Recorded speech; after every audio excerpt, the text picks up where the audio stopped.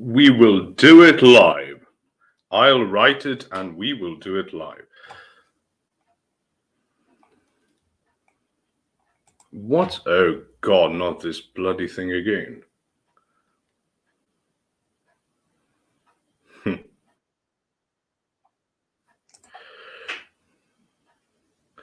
So, again, it's showing poor Wi-Fi, internet quality. And I checked the internet speed before I went live, and everything was fine, but apparently it's not fine.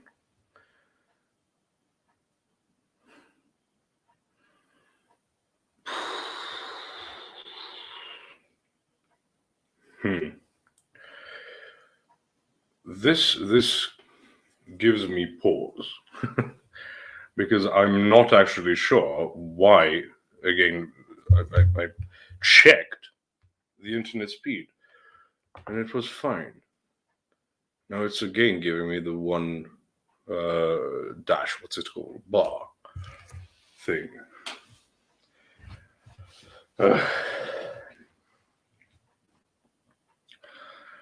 Well, I suppose the image, isn't doing very well. As long as it doesn't affect your voice. Yes, but it annoys me. What? I don't know why. And why did it work that one time? The first, Ethernet cable stream I did.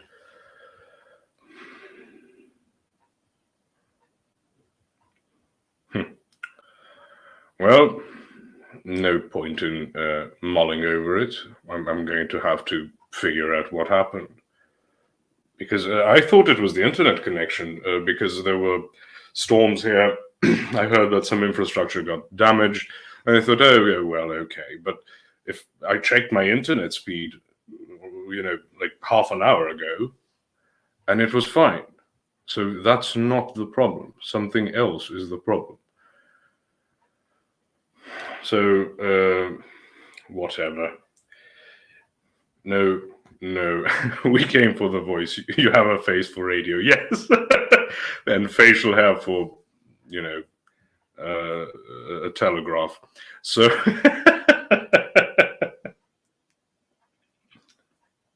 check the goats. Yes, maybe they're not working well enough to power the equipment. Whatever. It's Lent. It's not good to get angry. Although I am planning on ranting, so I hope I don't end up getting consumed by madness. I was thinking about how to dub this video because I am going to mention Jay's debate. Liz Antoinette asks Lent again. Well, you see, Liz, in the Orthodox Church, we have people who are on the same calendar. Здравствуйте, Пош. Здравствуйте, я не работаю. So we have the new calendarists who basically operate on the same calendar as the Catholics do, and then we who are the old calendarists, we celebrate everything basically except for Easter. I'm oversimplifying it, but Easter we all celebrate together. We did, because that's not I'm not sure what the exact term is in English, but it's like a movable holiday, because you need to have it on a Sunday, right? And so the new calendarists will have finished with the Lent by now, and we old calendarists go up to the 28th of August.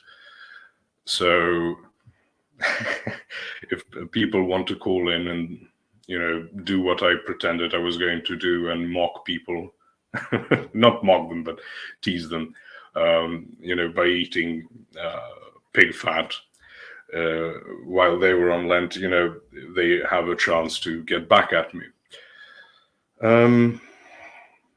I'm not sure who to ask about this technical issue. but I will get around it. I'm just still not sure how this worked before, but doesn't now.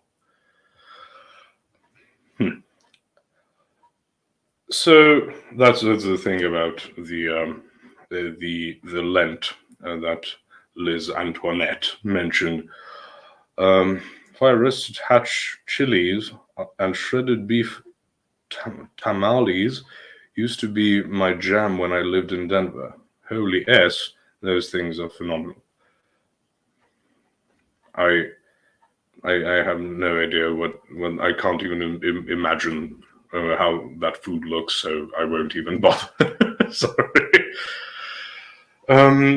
Yeah, so I wanted to mention a couple of things about Jay's debate, but I didn't want to put it in the title because I think it would seem, like I was trying to drag attention by putting his name in the title, so I won't. And it will be addressed as this general problem I keep seeing, because thinking has become so bloody infantile nowadays. And what inspired me to expand on just talking about how gender and gender roles are treated is I was looking at Twitter today. I'm not calling it X. There's no point in calling it X. And the Hawaii event or events are very much trending, and the laser people are annoying me. Not because I don't think it's a possibility, but because it is so easy nowadays to corral people into a certain way of thinking with just basic, basic red herrings. Everything is at X with that guy. He shouldn't. He should be banned by law from naming things. You have Twitter but no internet.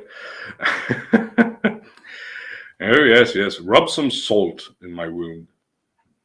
One of the things that Jim Bob and Megan sent me was this little jar thingy of lime salt. So that's what you're rubbing into my wound right now, Athanasius. It's not just lemon, it's not just salt, it's lime salt, which is pretty close to lemon salt, They're acting quite Bulgarianly.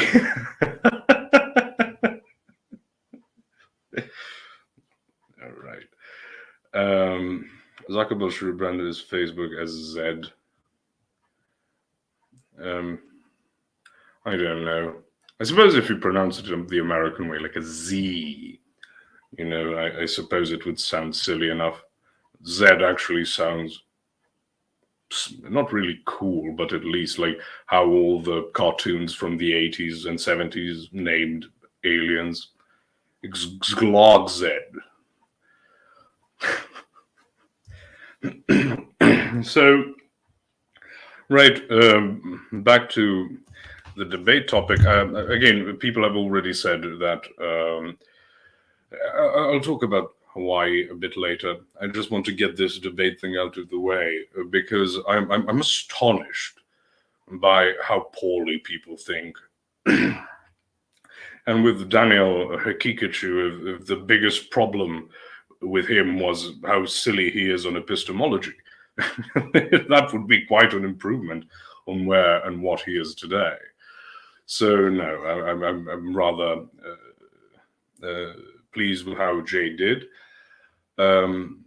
I just think that getting more practical examples would have helped people on the other side understand the problem better.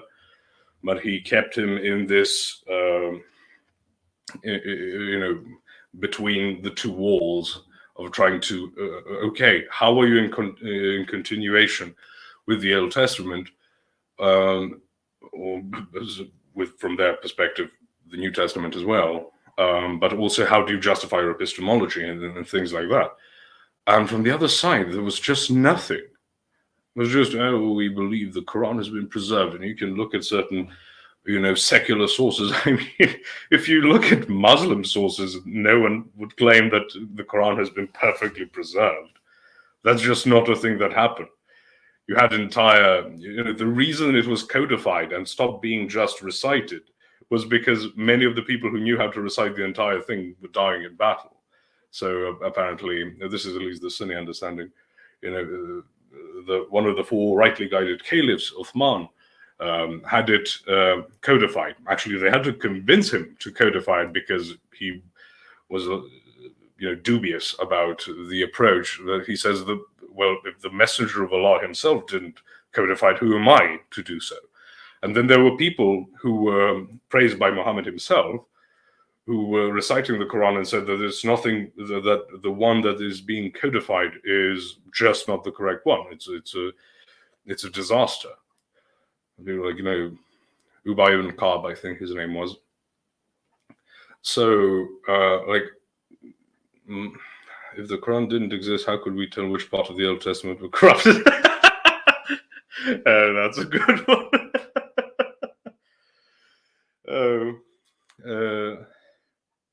Also, well, he was also accurately calling out his BS. His interruptions were too fast. Let him bury himself for 2 seconds so we slow boys can catch up.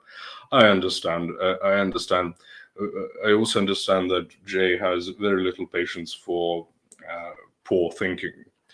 But again, all of these things, like you've got palimpsests that show that there was a palimpsest is basically when you have a book with parchments and ink over it, and then they scrape off the ink and write the new thing.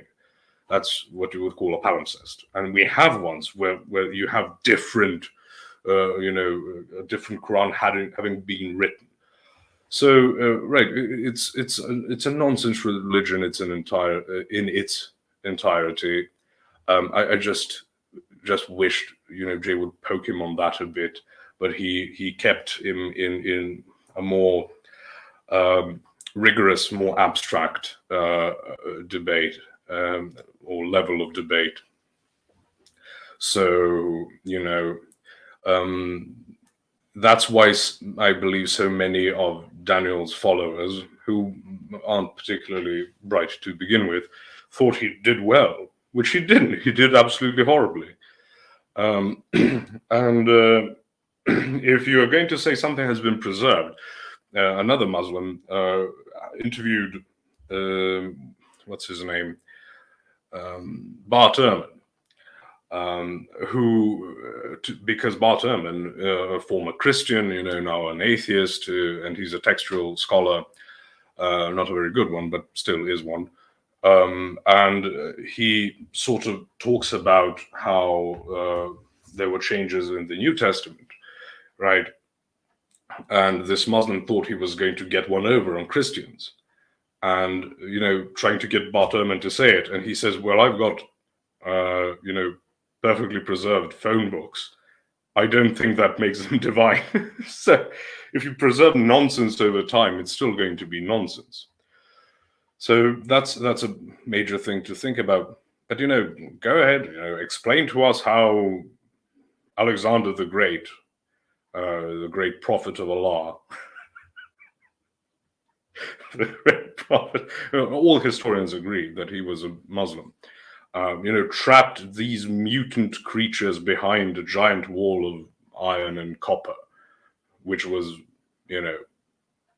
and there's supposed to be about 1,000 to 1 of them per Muslim.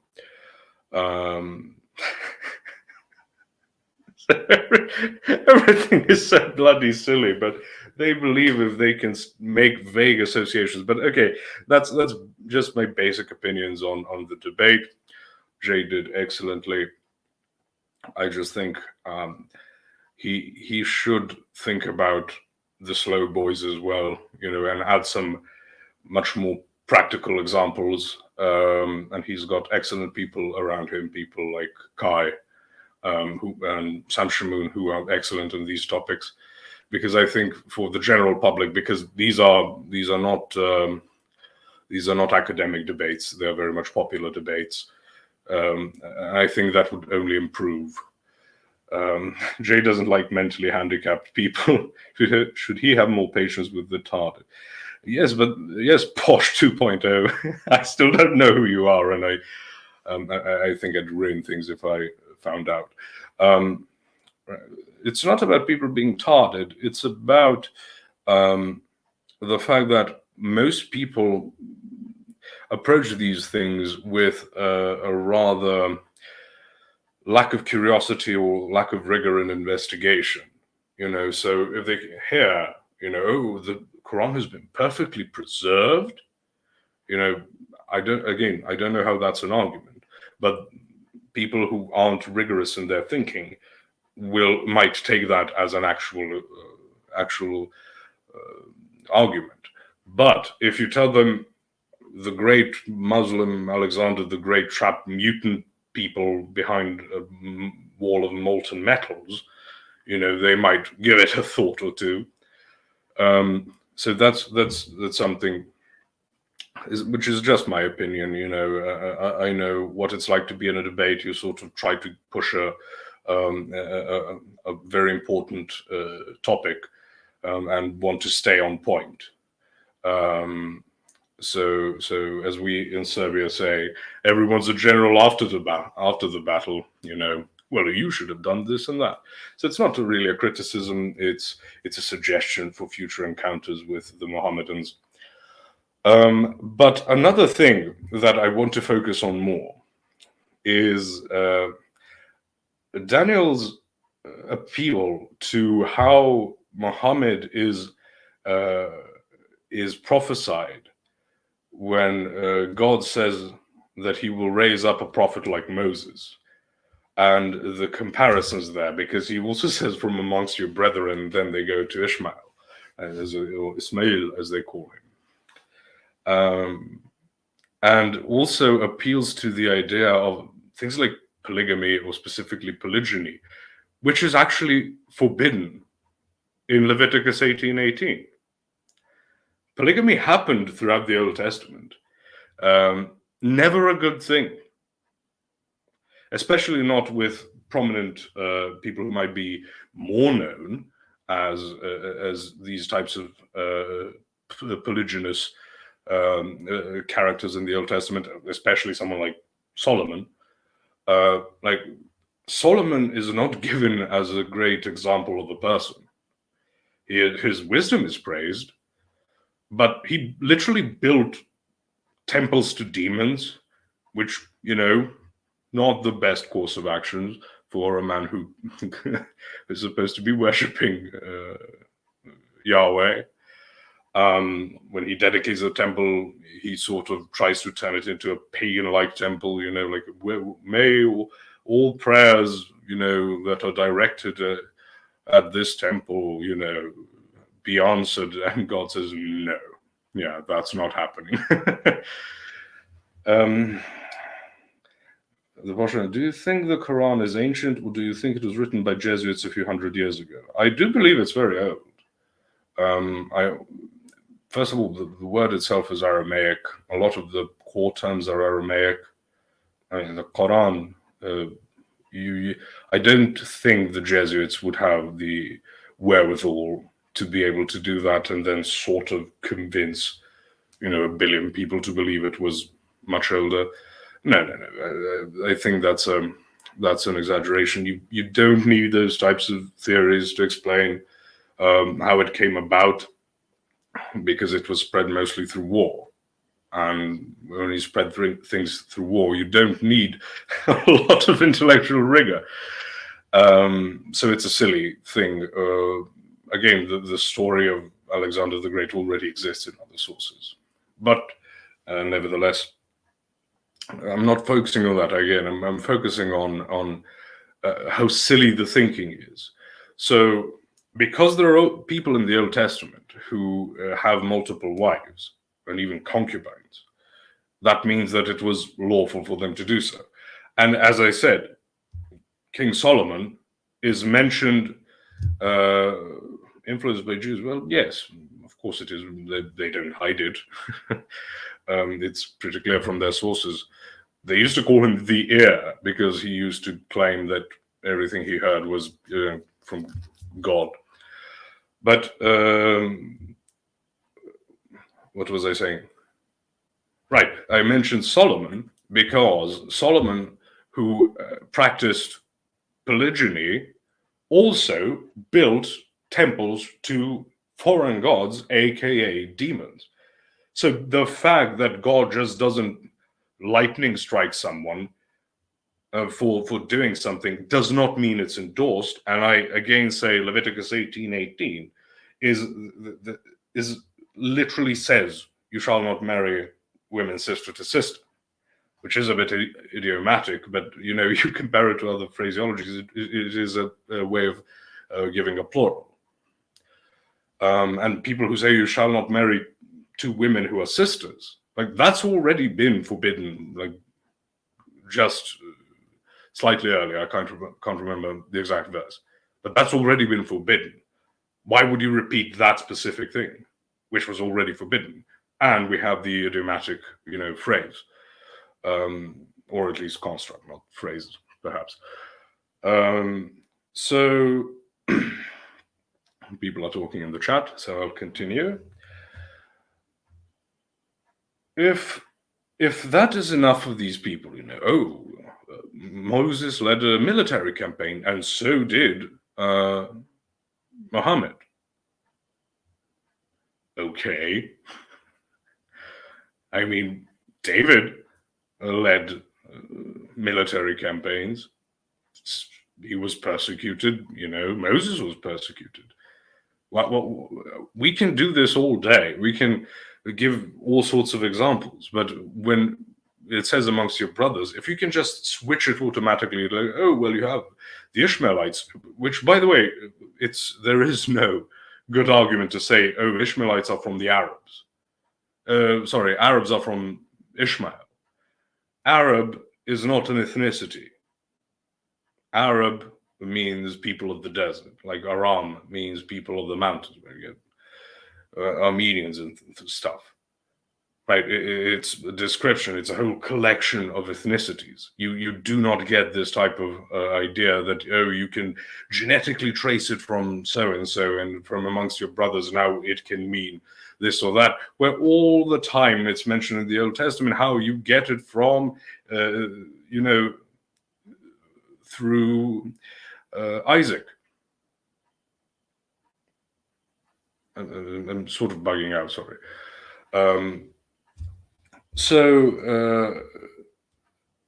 I am shocked by that way of thinking, where it's the most lazy form of confirmation bias. Because I didn't, and that's about all I can say. I'll make streams about Islam. This isn't my point. I'm just saying how lazy thinking is. So I keep hearing people try to say Muslims are from Ishmael, and I think I say dumb things. And I think I say dumb things. Sorry for not emphasizing it correctly. Moses had two eyes, and so had Muhammad. Uncanny resemblance. It must be a true prophet. Yes, Pyro is stopping by this stream. Is the Spyro the fellow who gifted like a billion memberships on the Crucible? I just woke up in the middle of the night. You get an email, you've been given a membership, and I wasn't even awake. I wasn't watching the stream, so I thought I had to jump on. 800. Gracious. Well, thank God for generous people. But back to what I was saying. I can buy my village. I don't want the authority. I talked to you just a couple of days ago, Jim Bob, about how no one should want me to have power. Because, as I said, Casimir would flee to North Korea to experience freedom.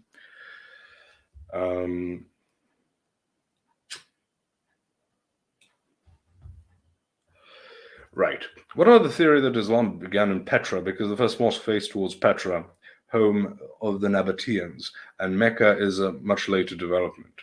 I've not investigated it enough. I have heard the claims being made, but I think it would be very lazy of me to just say, well, people say it, so it must be true.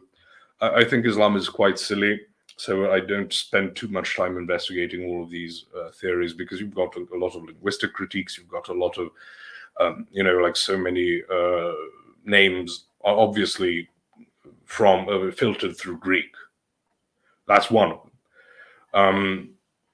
Especially the word like Injil, although I have heard that it could have come from Ethiopia, but again, that's not something I've investigated, because even in Ethiopia, you would have gotten it through Greek. Do you speak understand Aramaic? No, Liz, I don't. My focus is still almost exclusively on Indo-European languages. I do focus also on Hebrew, but only to a certain extent.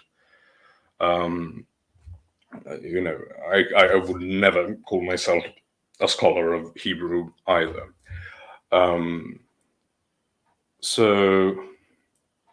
Right. That's my response to you also, Crispy Rothschild, because I honestly think it's more, if you want to go specifically into apologetics against Islam, that you should focus on that type of those types of things, just to build up more arguments. Just increase the breadth of your argumentation. The quality isn't going to. You don't need a lot of quality to dismantle Islam, because it's so silly, and it's actually not going rather well for them. All the people who think, oh, we're going to go to unite with Muslims and fight off the libtards, that's not going to happen. And Islam is not doing well.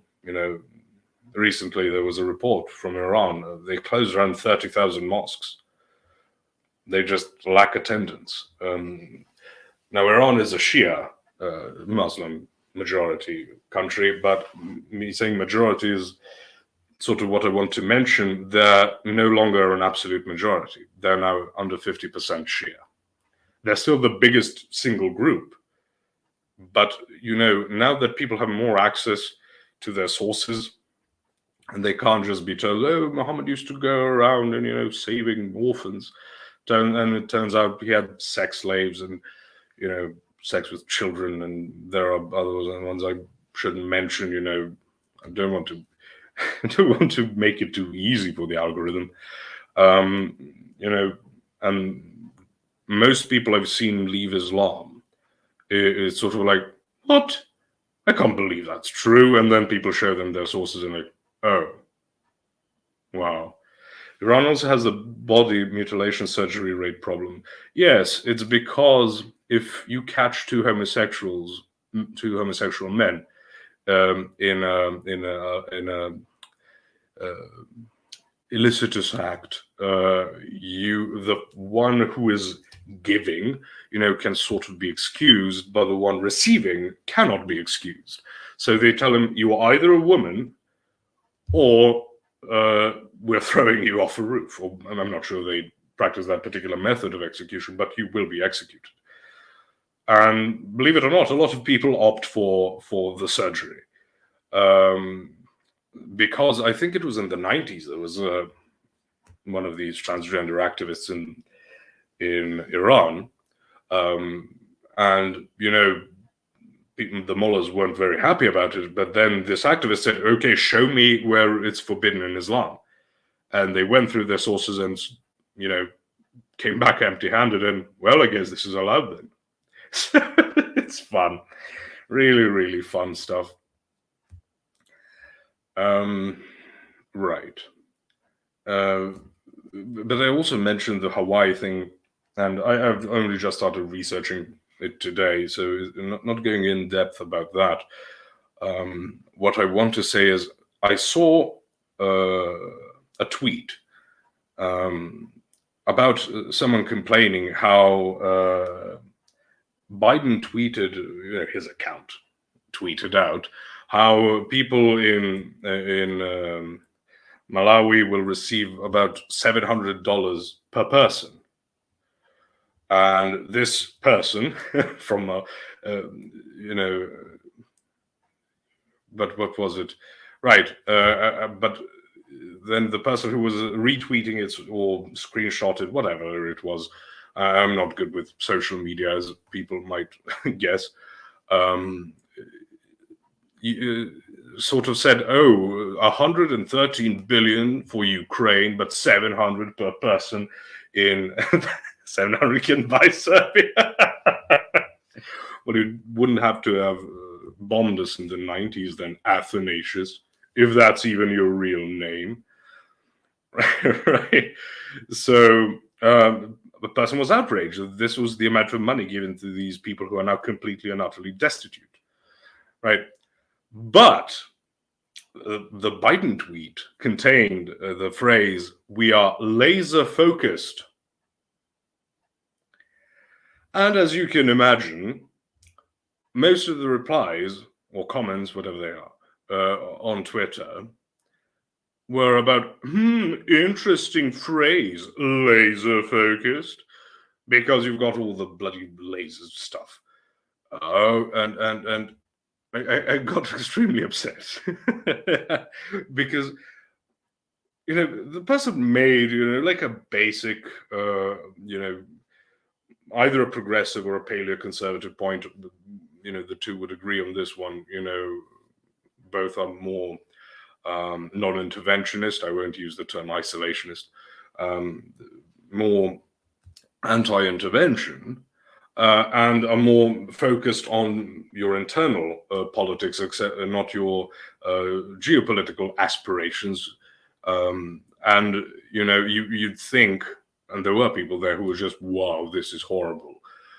But really, I don't understand, how can you be a truther to the extent that you believe that they have done these things in Hawaii with lasers, but not enough wherewithal to understand that it could be a red herring, just, certain people get a bit creative, not at all associated with three-letter agencies, just, sort of plop this narrative. And then it just so happens that whoever runs Biden's Twitter account uses a phrase to sort of give you a confirmation, like a little wink, revelation of the method, etc., etc. So again, this is my problem. You think you're being like a fighter for truth. Meanwhile, you just believe. It takes literally 2 steps to throw you into a government-approved narrative, because it's not an officially approved narrative, but it's still a government-approved narrative. The hoes are just fine. Doesn't need to be DEW. Old-fashioned awesome would have worked. I'm not sure what DEW stands for. I'm sorry. Keeks says, hello everyone. I would have said everyone because of that meme thing, but so be it. 700 is an insult, not to mention they've already got real estate companies trying to buy the land. Yes, the land that was, not too long ago decided to be the first smart city, smart island, in fact. Jim Bob talked about it yesterday. Lahaina is the indigenous people's capital city. Oprah lives there, so does Bezos, right up the hill. Yes, just, our good old friend coincidence comes in, and their properties seem to be not particularly damaged. Yeah, but Posh thinks plagues feature contagions, so yeah, that was a little discussion we had on the Telegram run by Baron Strawberry. So that's funny. I'm sure there was a way to prove the Green Power Ranger predicted the fires. Yes. Green Power Ranger. Indeed. Are you speaking Welsh or what? The only Welsh I could speak is saying "Hyo." If you want to, that's an old joke. If you want to find out if someone is from Wales, just ask them what's the opposite of there, and they say here. I blame Al Gore. Dude, like his name is literally Gore. Anyways, I'm not going to try and do an own impression.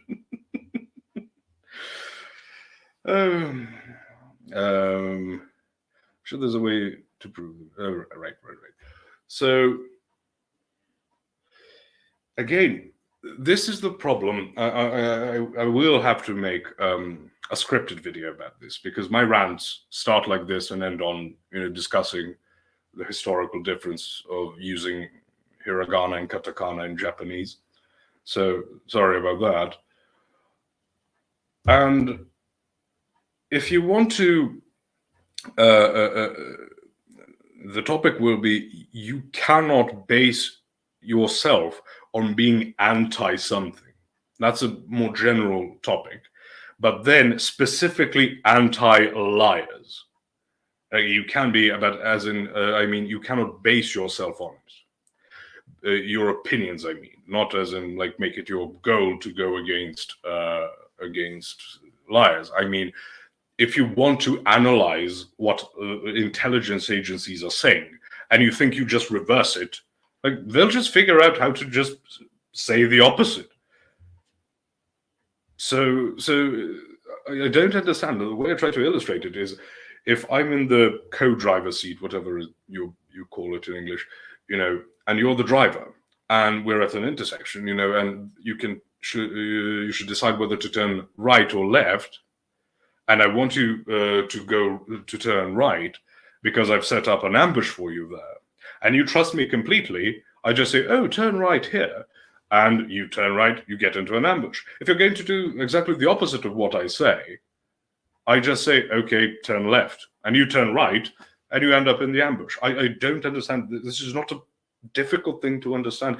Like, these people aren't stupid. Intelligence agencies are not stupid. They're called intelligence agencies. It's called shotgun here in America. I know the term, but I mean like more formal term. You need a shave made. Yes, that's definitely something. What's with the voice? Maybe you're new here, but no, this is how I speak. Artificial intelligence agencies. I like that Jimmy James C yesterday in Jim Bob's chat said. He said, I wrote a song called Try That in a Smart City. That was brilliant. He didn't actually write a song, but, he definitely should. Yes, I'm new. That's madness. Well, because you're new, I can explain it to you. Like, I'm not a native English speaker. I learned English mostly, in school and stuff. But even as a young child, I always... I loved the way Christopher Lee spoke. So that's the reason for the accent, and the voice is just natural. It's a genetic thing, what type of voice you get. But don't worry, you're not alone in making jokes about my voice. It's a staple thing here. But back to the topic at hand. You can't just invert liars, because a lie is not 180% away from the truth. No, it can be 90%. And if you flip 90%, you get 270%, degrees. You get 90 degrees away from the truth, and you flip it to 270 degrees, you're still 90 degrees away from the truth. Like, it's a very simple concept. You learned English one bomb at a time. Yeah, 1999 was fun. I did learn how to read back then. So that was nice. Enarche says Lepa Zavesa. Hvala vi lepo. Or because it's in Greek. Σας ευχαριστώ πάρα πολύ. He's complimenting my curtains. Thank you. Very Eastern European curtains, as they should be. We learned him good. Me fail English? That's impossible. So once trolled my friend while he was driving us through San Francisco by saying zig and zag instead of right and left. I would have guessed zig was right and left was zag, but then I'd start, because you're trolling, I'd start confusing things. US intel agencies have been destroying people's ability to critically think since their inception. Oh, it's not just intelligence agencies. There's all types of organs and tentacles that have done so, and it's been. Peter Hitchens wrote extensively about the fact that there was a civil servant whose surname was Savage. I'll try to remember his first name. But he went over to the United States to investigate the American education system, to then report back to the United Kingdom to report on how it's going and whether you should try to replicate it, take something from it, etc. And the reason was because the British system was so class divided. You need more equality, you see. And as always, these things, after its implementation, it ended up causing more inequality. But, you can at least pretend to be nice, damn the consequences. But when he came back from America, his report explicitly said that the quality of education will go down, but there will be an increase in equality of access for the lower classes. So it's a huge problem, but people don't seem to think about it, that America's education system really had to deal with the problem of the melting pot, so-called, right? Because you need to create Americans more so. That was back then. Nowadays, it's sort of drilling holes into the melting pot is much more encouraged.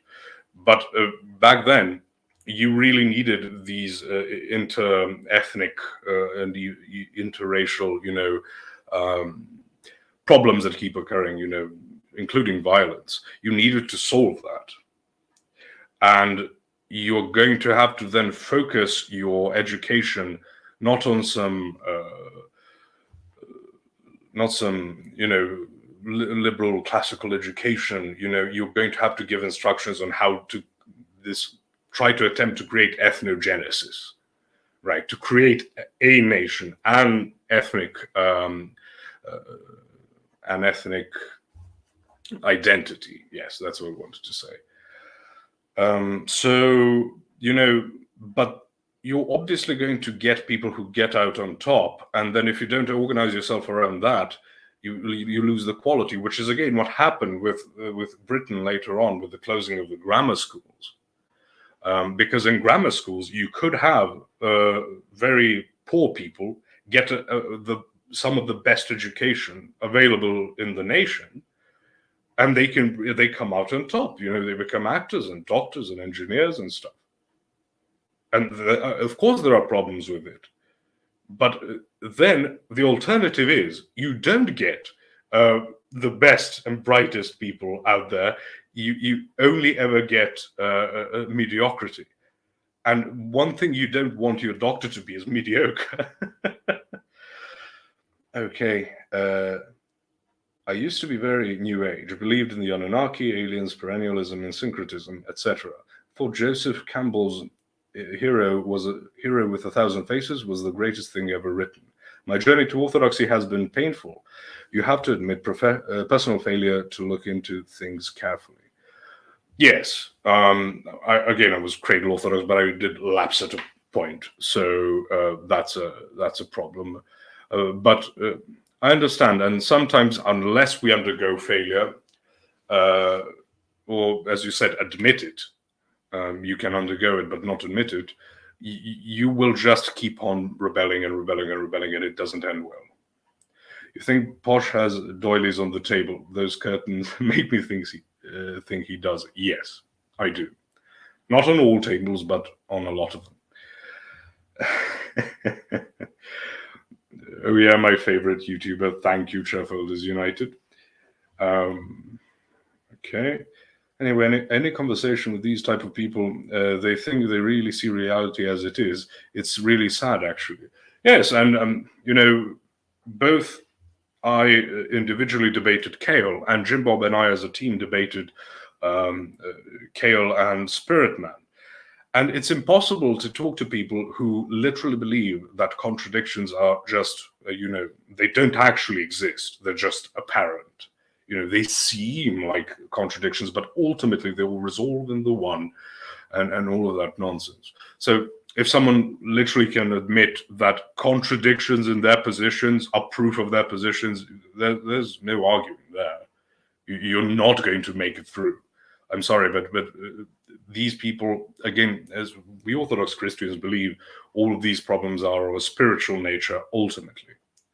So, sometimes intellectual arguments break through. Sometimes you need see examples of people, and that breaks through. But ultimately, it's a spiritual problem, and some people just need to experience difficulty in order to break out. It's very common. Nothing. I'm not trying to single people out. We all are very susceptible to pride. Even the people who are apparently so humble. Oh, I would never. I'm going to debase myself in front of Black Lives Matter because I'm so humble. Like, no, you are prideful in your humility.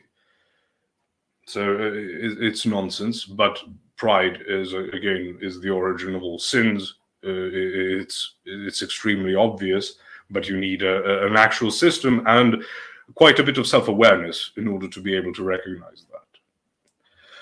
Dude, the grift is heavy with that cult. Joe the Toe is a super fanatic. It's quite sad that his cult leader can do no wrong.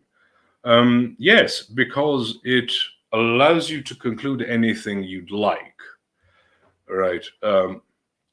Protestantism suffers quite a bit because of this lack of hierarchy. But at least they go to the Bible, like with all the problems that still arise, they have something. The New Age has nothing except slogans. It's all sloganeering, purposefully designed by, again, certainly not by people who work for three-letter agencies, to be vague, and you can read into them anything you'd like. Oh, you should just be a good person, and then you don't have to explain what a good person is. It just is. It's just obvious. So you just respect me. So it's nonsense. Kale and Spirit Man were absurd. You guys exhibited tremendous patience. Yes. Again, the people think I'm much more patient than I am. I just tend to just lose hope in anything. So I can't even argue because I lose hope. Spirit Man at least tried, I suppose, to sound like he read Hegel in some advanced way, but most lunatics are just crazy with their grit. Yes. Again, Hegelian dialectics don't produce what he thinks they produce.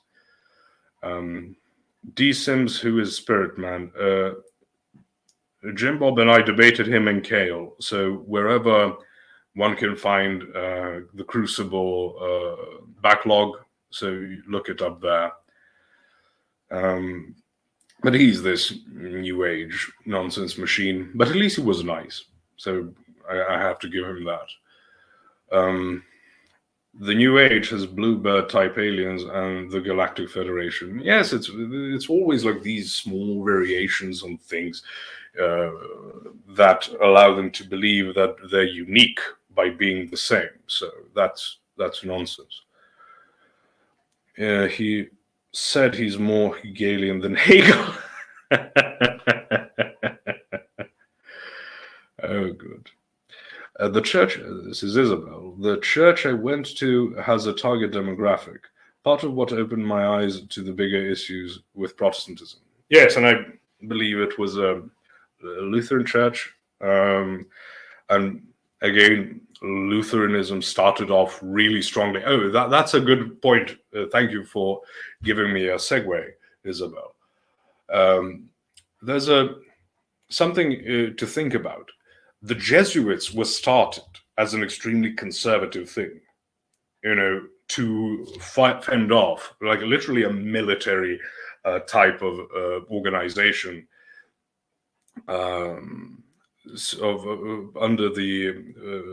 under Ignatius Loyola, who was a soldier. I believe he got his leg got injured by a cannonball or something, so he couldn't really fight anymore. But then he was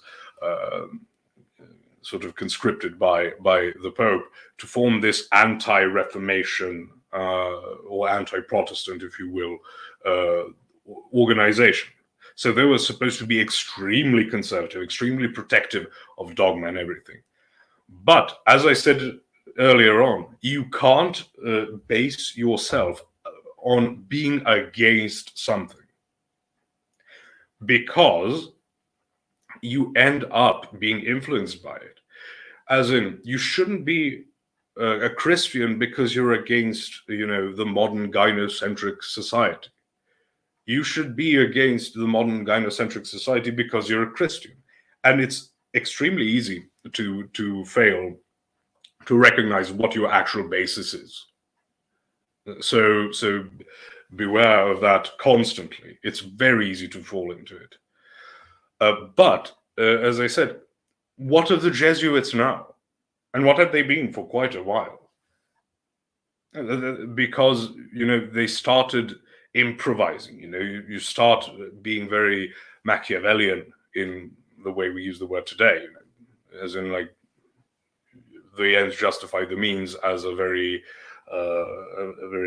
negative statement, as in more condemnatory from a more objective ethics perspective. Allowing for things like, you can use in Japan, you can use rice and tea instead of bread and wine in the Eucharist for a Eucharist. Meanwhile, like, the early church would lash out if someone just said, well, maybe we don't need warm water, maybe we can just put in cold water. Right? So that's how far they went, because now you start fighting everyone. And then if you perceive of it not as really a spiritual war, but a more of a political war, you're going to start introducing extremely surreptitious means. You're going to compromise your own position and ethics in order to try and get the enemy. But if you're supposed to be this defender of dogma, that's not going to be particularly helpful. And that is why you can have generals of the Jesuit order saying, Satan isn't an actual entity. He's more of a symbol, right, of evil, which is completely against everything the Catholic Church teaches. So it's rubbish, I'm sorry to say. But at the same time, back to why I said, Isabel, got me thinking about this. You have the Protestant Reformation, right? You have Protestants who are protesting Rome. So then you can say, I don't think I would, that it started off with good intentions, because we see with all of them problems of justifying the idea that the intentions were good. But people like Luther or Calvin, and it's not that pronounced, but when you get down the line, the accusation of being, like a halfway papist, you want to be more like the papist. This is exactly what the papists would do. To this day, we who are Orthodox, people just, think of us as some type of, variation, a permutation, or allotropic modification of Catholicism. So if you have it based on actually being anti-papist, you're going to shatter into a million pieces at the moment someone, especially someone who's not being honest, they're just trying to, take control over a congregation or a church or whatever, believing they can split off. But even if you're honest, it can happen. You just go, oh, infant baptism, that's what the papists do. What are you? I'm like a Baptist or whatever. Oh, that Calvin would have had you drowned for denying infant baptism. Oh, but it doesn't matter because now we have the real truth, right? Because that's what I'm saying. You can't focus on lies. You can't focus on your hatred of this particular teaching of this particular group. And this goes way beyond like the examples I gave with the Jesuits, being anti-Reformation, or the Protestants being anti-Rome, etc., etc. It goes into like people who will just try to. What was that thing Father Stephen DeYoung says? You can't, if you're some type of former Calvinist, and you become Orthodox and you become a priest, the moment you mention a word like covenant, people start freaking out, thinking, oh no, there comes his background into covenant theology. And no matter how much you try to prove it. So again, focus on an actual thing, because it's very easy to fall off into being anti-something. Joyful Matthew says, I feel like a lot of Western J fans are only Orthodox now because of being anti-Protestant. Not everyone, but many can't stop talking about the Protestants. Matthew, while that certainly can be the case, I think it's because a lot of them are former Protestants who are angry. If you grew up Protestant and were sort of betrayed, by your church, or whether it's your pastor or you're in a more hierarchical church like the Episcopalians or the Lutherans, and all of a sudden the church you went to your entire life all of a sudden approves of homosexuality, the services have become like some inane, bland concerts. You start feeling hatred and then focus on it so much. Which is not a good thing. This is also part of what I'm saying. If you came from a Protestant background, you should not just look back with hatred and anger. Focus on growing as an Orthodox person. I mentioned, St. Paul says, I'm the worst of all sinners, and in our prayers prior to communion, we say, who died for us sinners, the first of whom am I, right? So again, I'm not saying it's not a statistical thing, but it's a mindset to have, because you're supposed to focus on your sins before you start focusing on the sins of others. But it's a very easy trap to fall into, hatred, because you think you're hating people for the right reason, and hatred is a very powerful drug. But also, Matthew, you will hear the same thing from people who started going to like what's his name, Stephen Anderson. Like Catholics who have lapsed out of Catholicism and now have become these pretty fundamental Southern Baptists and stuff. They start hating the Catholic Church, but partially prelest also, but well, always. Prelest is a constant danger.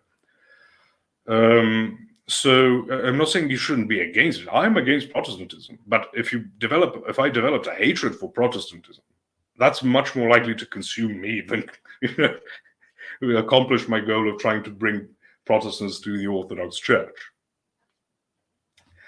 Right. Randomizing topic. Sorry, Posh, do you or could or should we pay much attention?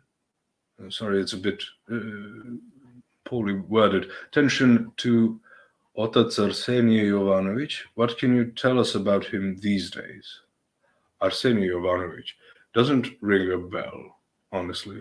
I probably, if I saw his face, I could know, but I don't get too into church politics. It's extremely exhausting, and I get particularly angry.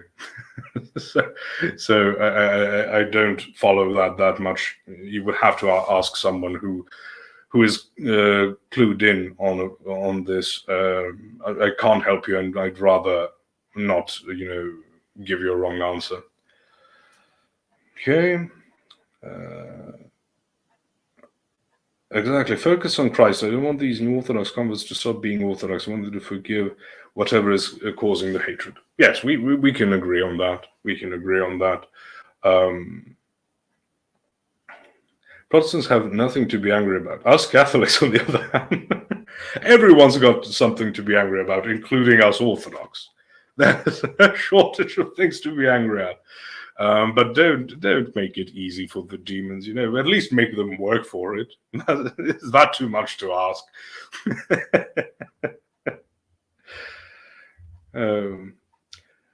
I agree with you, Matthew. It's a misplaced zealotry. Yes, indeed.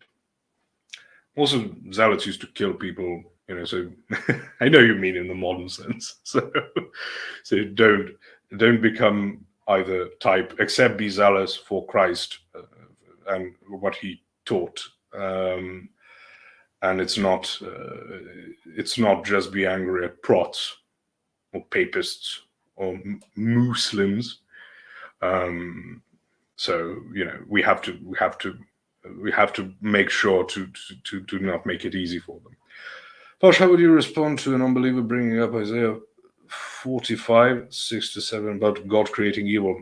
First of all, it's about showing a Persian ruler, and they all had this dualistic idea of Ahriman and things like, his shadow, and the shadow creates evil, but he is like a good guy, whatever it was. And he says, I'm the one who causes evil, but evil in there, the way it's phrased, you will have other translations there that use things like misfortune, and I'm not sure what other things, but like chaos, and it's basically saying that God claims his ultimacy over like his providence. It's not I generate ontological evil, because evil has no ontology. But he is saying, like, if there's a plague there, that's a warning from me. But it's a misfortune. It's an evil from that perspective. From, again, not a strict metaphysical claim on the ontology of evil. If it's a plague, if it's a natural disaster, if it's war, right? He says that ultimately comes from me. I have control over these things. So don't go, skirting about, with these demons, these lesser gods who promise a lot of things, and you just end up sacrificing babies. So I know it's again a very annoying thing to address, but it has to be done. But that's the basic of it.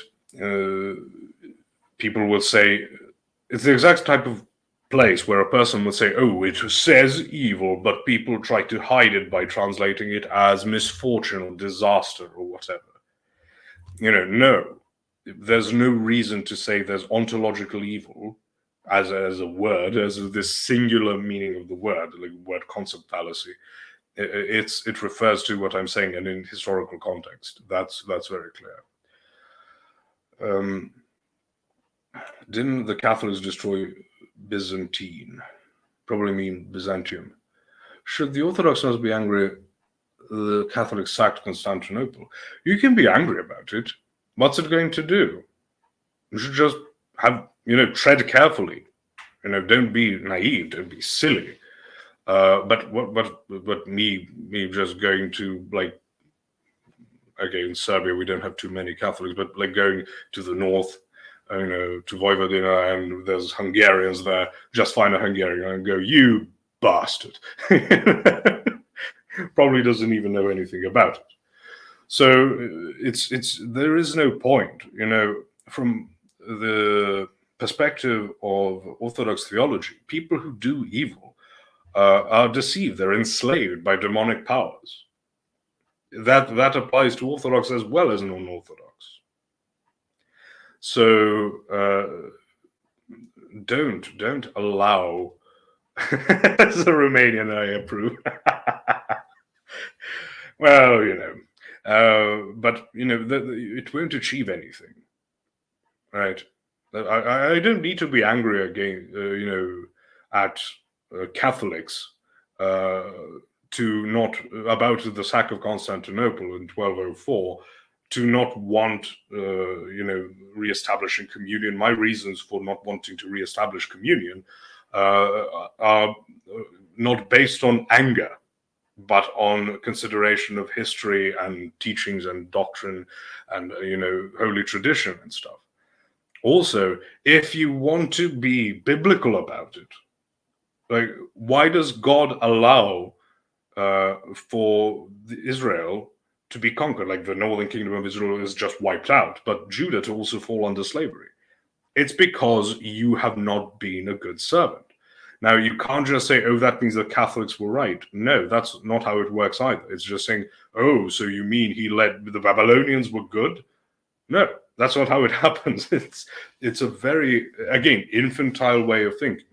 See, things keep tying back into the title of the video. I'm partial to the idea of sacking the Vatican. Well, once all the Nephilim escape from it, you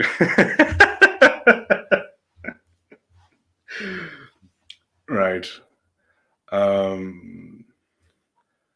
Anger isn't inherently a bad thing, so there's nothing wrong with being angry at them for it. Yes, but it can consume you. It's a dangerous thing. Not necessarily. Like, there's righteous anger, but it can easily become unrighteous anger. So hefty magic. You commented that. I talked about the story of Absalom, son of David, who started off being rightfully angry at David, King David, for not addressing the fact that his sister was violated by their stepbrother. So he sort of tried to cover it. I mean, didn't want to cause any trouble. He got angrier and angrier and angrier, and what he ended up doing was, cause a revolt, which of course means he causes a war. Basically, he pursued, David. He ended up taking one of the wives of David and violating her in public, as a show of dominance, which is a very pagan thing to do. So it doesn't mean he didn't start off, being rightfully angry. But demons are sort of, rubbing their little hooved hands or whatever. Corey Fisher says, "Posh, I meet a lot of people who had a very negative experience of Catholicism when growing up in the 60s, 70s, and 80s, and their understanding of Christian belief is often woeful. What went wrong?" Well, when you say 60s, 70s, and 80s, that's probably also in light of the Second Vatican Council, which sort of destroyed the tradition that was maintained, at least from Trent, based on previous tradition, but sort of codified in Trent. It destroyed, I didn't know about this until about 5 years ago. I thought if you went into a Catholic church, it would still be like, let me think of Pater noster, qui es in celis. Meanwhile, it's not. Like, some still are. And you hear the organs and everything. And then, you discover these angry trad Catholics, and they make compilations of what's been done with the Novus Ordo, and you think, dear God, why? And not to mention infiltration, not to mention that when you have that massive an organization that is centralized in a single person, there's plenty of targets on that person, on their back, I mean, for people with all sorts of unbecoming, intentions. So there are things written about the infiltration by all sorts of activists. All sorts of ways of changes in thinking that have been introduced by these activists. So when you say their understanding of Christian belief, so I don't know if you just mean that they're dissatisfied with how the Catholic Church is doing. It's almost a meme now for people to say, I went to a Catholic high school or something, and they end up knowing nothing about, except the very, very basic things. Meanwhile, Catholicism, for all my critiques of it, is an extremely, has produced just volumes upon volumes of teachings. So if you're not even, acquainted with the basics, obviously weren't taught, if you went to a Catholic school and you weren't taught that, what chance do you have except for going on it by your own initiative? And that shows horrible,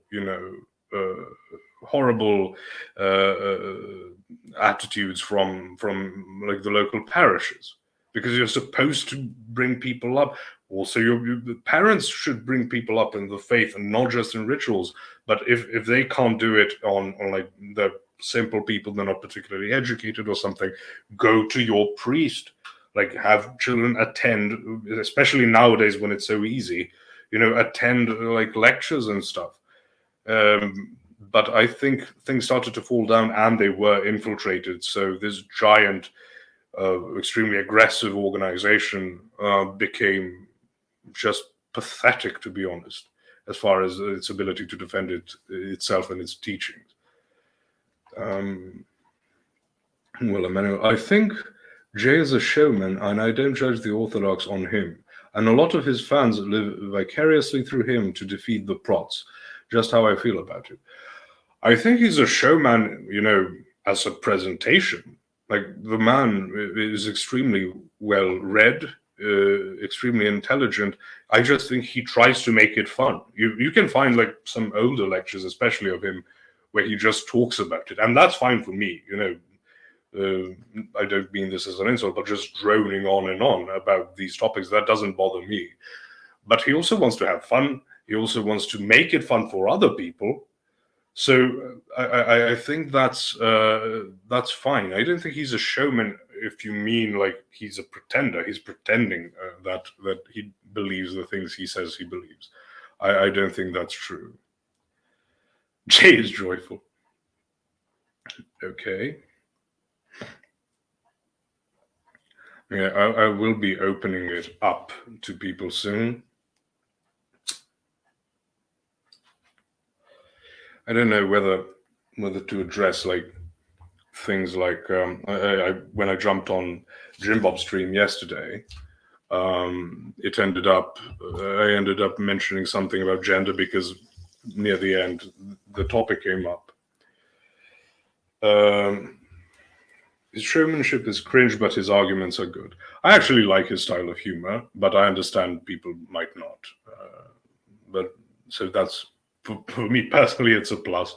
But again, it's a very specific type of humor. So what I mentioned about gender is sort of, again, lazy thinking, infantile thinking. It's extremely childish to treat people, for example, who say gender and sex are the same thing. That's not a refutation of people who say what gender is supposed to be. And when I debated, can't remember the fellow's name, on the Crucible, about the topic that Christians should accept transgenderism, I very clearly stated that you should, if you want to use the term, you should use it properly, which means how in a particular culture, in a particular place and time, a person of one sex behaves, but of one sex, not of one gender. So it's, you have all types of dress codes and conventions and traditions in different parts of the world. Nowadays, not so much, because we're all being turned into giant California. But still, you have, throughout history, have had very different ideas of what men wear, what women wear, what are, in some places, women were not allowed to own any property. In some places, they could have some property, and in others, it was completely unimportant. You had that. That's all how a gender can be considered, but it's always tied to your biological sex, right?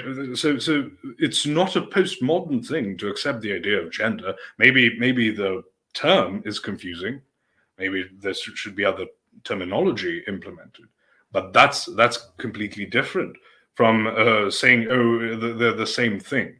No, you're not just going to have a baby boy and a baby girl come out of the womb in one place, in like 17th century France and in 10th century Japan, and they're going to be the exact same, dress the same, behave the same, have the same notions of what specificities of gender roles and rights and things like that. So you would be ignoring those things. Again, people just want to be anti-woke, and again, that is the focus, and then the response is, oh, I should be Christian to be anti-woke, or align myself with Christians to be anti-woke, as people are doing, people like James Lindsay and stuff. That's not a good reason. As much as people in Jay and his circle, have said, not liking the Pope is not a good reason to leave Catholicism for Orthodoxy. You should become Orthodox because you believe the orthodoxy is true. It's just not a good way to think. Let me read a few comments before I get back to this. I went to Catholic school in the US for 12 years. By the end, I still had no idea what the concept of God was. I understand. We barely had any religious education, because I think I was the first generation in Serbia to return some semblance of religious education after communism. They got Mormons in Serbia, not that I know of. We have Adventists, and everyone thinks they just eat babies inside those churches. Mormons in Serbia, I imagine that. Again, never heard of such a thing. But again, there are some prot groups, usually again by richer people in bigger cities.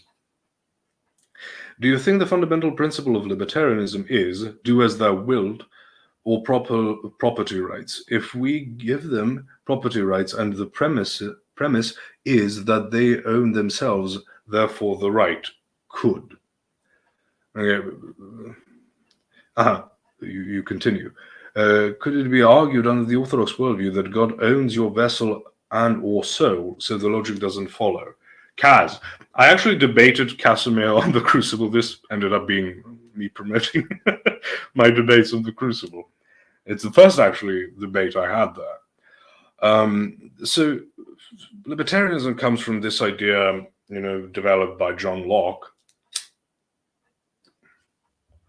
that property rights, like your rights, come from the fact that you own yourself and therefore the product of your labor, etc., etc. For all his faults, at least, John Locke said atheists should never be trusted and should be exiled. Based John Locke. But basically, the problem is, I would never say Casimir is just going to become some absolute degenerate. It doesn't mean that. Ron Paul is not some absolute degenerate. And he is one of the heroes of the libertarian movement, this more Mises school of thinking. But it's because of this idea of rights is, from a Christian perspective, pretty inverted. you don't actually have rights, because if you want to argue for rights, you can only argue it in the French conception that it is a contract with the government. Because you have to think it through. If you have a right not to be attacked, what does that mean? Well, if you just say, oh, you have a right to self-defense, okay, but if I can defend myself and you say I didn't have a right, what's going to happen? Right? It means the state won't come after me. Right? A criminal organization doesn't follow, doesn't care about your rights, so it's not going to be that. It's not going to be, this conglomeration of people, just having the same ideas. Oh, well, I think with this and that, because it has to mean that the state guarantees your rights. It is a contract with the state. And so I think, first of all, it's self-refuting, especially for someone who's an anarchist. Because again, the French were the actual liberals, like the consistent atheist liberals. The French Revolution, I mean. Not what you have with Locke, because Locke was still religious. You had propaganda posters, of the British mocking the French for being godless. Right? But because they didn't have a crutch to fall on, which it would be just a crutch, like the Christianity would be just a crutch in this debate, you can't really justify their conclusions. They had to think of something else. Like, obviously we can't, rely on God. We can't rely on God anymore. So you're just going to have to say, okay, what else is there? The state. Because otherwise you're just going to be appealing to what? The ether? The problem is people will believe in something like libertarianism, but then live their life closer to something like Christianity. Yes, that's what I said in the beginning when addressing this. Because when you talk about the libertarians, it means you have no enforcement mechanism to stop people who will follow "do as thou wilt." That's all the debates, that I had with Casimir, that Jim Bob had with libertarians, that Andrew had with libertarians. All of them follow this very, very unjustified the notion that, oh, well, the famous example of cans, there's some guy come up and masturbate in a public park, because you don't have to watch it. But they will say, oh, well, that's damaging to children. I can argue all sorts of things are damaging to children right now. But you would say, oh, but you don't have a right to stop someone from doing that. So again, nonsense. We won't talk about this too much because it's going to develop into a whole different thing. Maybe if someone calls in to challenge me on that. But as was stated earlier, that you can't really justify it with Christianity, because in Christianity you just have duties. Like, I have a duty to not just exact, violence, upon someone. I have a duty not to do it. And I don't have a right, unless we're talking about, again, a government contract, a right not to be attacked. I can defend myself, but that does not come from my contract with if you're disregarding the contract with the government. That's not some just right, because it doesn't make sense. Linguistically, logically, it doesn't make sense to say God gave me a right to defend myself. Okay, so what? If I defend myself, what, God won't strike me down immediately? God doesn't strike a lot of people down who are very heinous, because, again, God loves even the sinners, the worst of sinners, I mean. If he didn't like sinners, love sinners, we'd all be in quite a bit of trouble. But at the same time, it's a completely inverted perspective. As like you have this badge, ethereal badge, that you just sort of have it vaguely, and just so people can sort of agree on it. Like, we have a God-given right to X, Y, and Z. It's just not going to work the moment you can't implement a theocratic government. All of that doesn't matter anymore. It's just going to become like it has in America, with that exact phrasing, life, liberty, and pursuit of happiness. You need the government structure. So it is a contract with the government, even though you claim it's from God. Okay, but what if you're an atheist? It's just not going to work. There are self-evident rights, inalienable rights protected by those who are aware of and fight for them. That's what I'm saying. Like, that's the phrasing of the founding fathers. But what would you say to an atheist? That he has God-given rights and that he should respect your God-given rights? That's going to be a hard sell. And also, there's a freedom of religion and worship in the very same, documents. So you can't really appeal to just a single interpretation, So it's a right old mess. Posh will do for now, I guess. Hopefully, Kunk calls in. Of course, as I said, I will be opening up soon. Kunk simping in Kunk simping in chat. Posh get a donor chat yet? No, I messaged Andrew. He's working on it. He's also, run into a bit of a hiccup with the with his PC. So I certainly won't pressure him to hurry up. The man's got a life to live. Posh, did you have to go to seminary to become a reader? No. A reader is not really an important position. Because ultimately, a reader can be just the simplest of laymen. That's how it was before I even became an old man used to do it. He wouldn't even wear like a stoccarion. But it's really been revived since in my parish, thank God. So no, I did not, because it's really not an important position nowadays. You just need, historically speaking, you just needed someone literate to do it. And I am literate for all my other faults.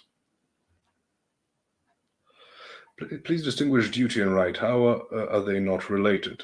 You can say they are related. You can say a right is contingent on a duty. So you have a duty not to harm people. So if they fail in that duty, they lose the right. But again, all of that would be contingent on also the government enforcing some type of retribution against those who do that. So I'm sorry, but if we talk about like from a Christian perspective, not on a governmental perspective, but when we're discussing morality, it's not that God will just kill you or smack you down. It's not that. It's not just this penal system. So you have your duties, and one of your duties, for example, is to die a martyr, for example. It could happen. And it's your duty to then just die, as many, many, many have. It's not to start a slaughter, saying, oh, I have a right to self-defense. Because if you read about the martyrs, some of them died in battle, right? But many were just executed by Roman officials. Because, again, revolutions can be very tricky and end up producing the exact opposite of what was intended. Very rarely does it happen otherwise. Can you read Old Church Slavonic? Yes.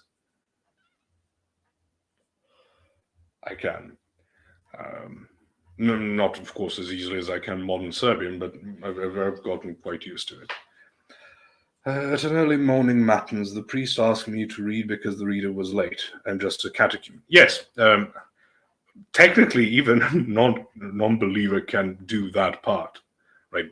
Of course, it's extremely suboptimal, and the conditions would have to be very dire for that to happen. But yes, you can do it. Anyone can do it. You can just do it with the blessing of the priest, which is how it is with me. And you can be ordained a reader, which is a very permanent thing, right? And usually nowadays reserved for people preparing to go to seminary, right?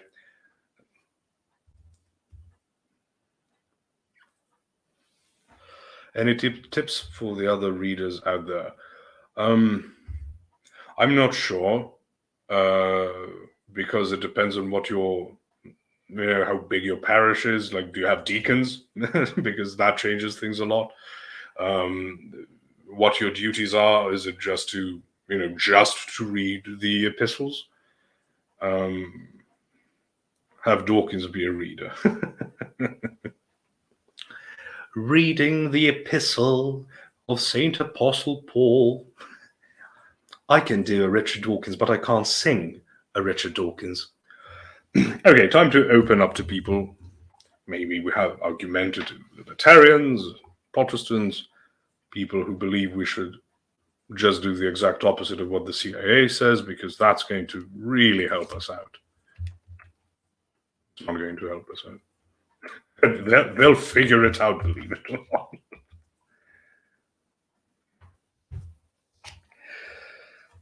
Right, so there's the invite link.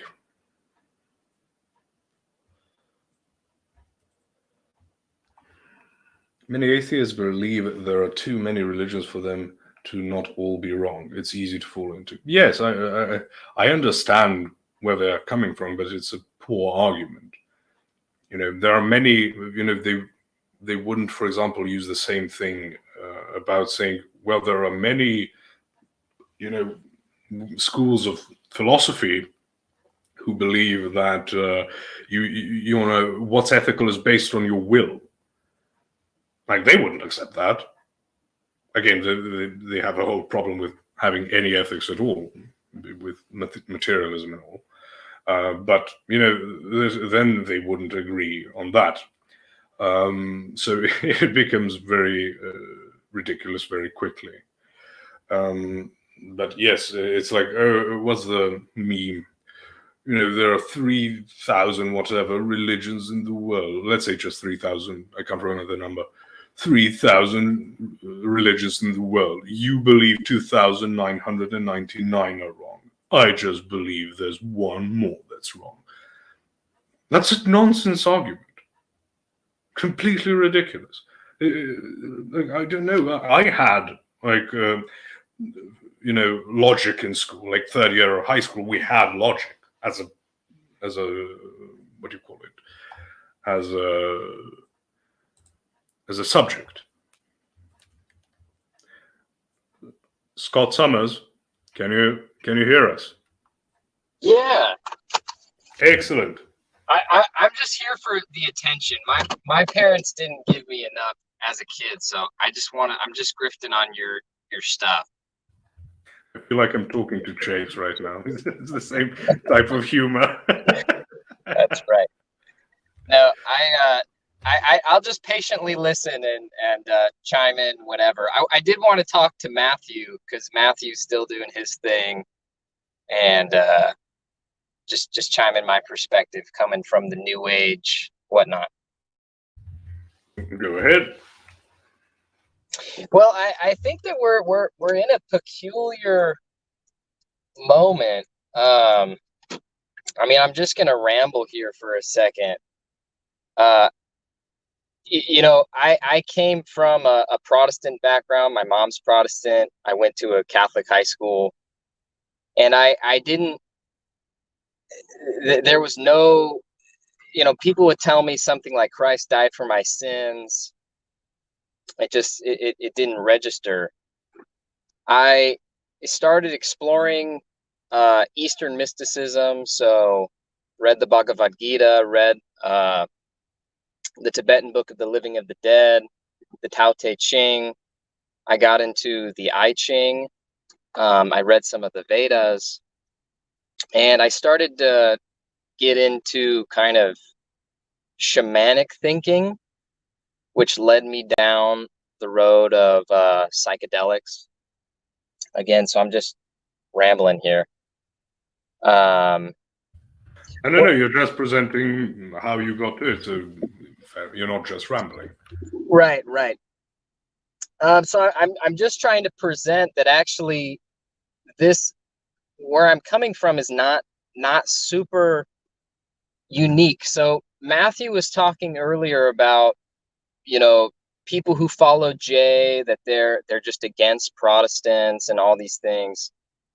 And what I found for myself, especially, living in California, you can't, there's nothing real. So government, the food pyramid, pop culture, religion, everything is salt water mixed with fresh water. You can't determine dark from light. So once you start to come to orthodoxy, there is this misplaced zealotry. It is a prelest, right? You don't work on your own unbridled ambition or whatever. It's not a hatred towards Protestantism or Catholicism or New Age, but it's really it's being fed up, and it's being kind of disgusted that your whole life you've had shit shoveled in your mouth and told that it's gourmet. Well, Matthew says, I went through a Buddhist phase before atheism also. So he is addressing that to you, Scott. So he's not just apparently someone who just went through a life of being just a Protestant. In Alabama, but yes, I understand your point. There's just bad catechesis, for example, can cause the same problem. But of course, people who aren't satisfied with the system they grew up in, and I gave the example of just services becoming just ridiculously secularized and bland and sort of pedestrian, all the way to just denying basic things, basic social teachings, on the Skittles people, on marriage, on whatever, basic patriarchal norms. People can become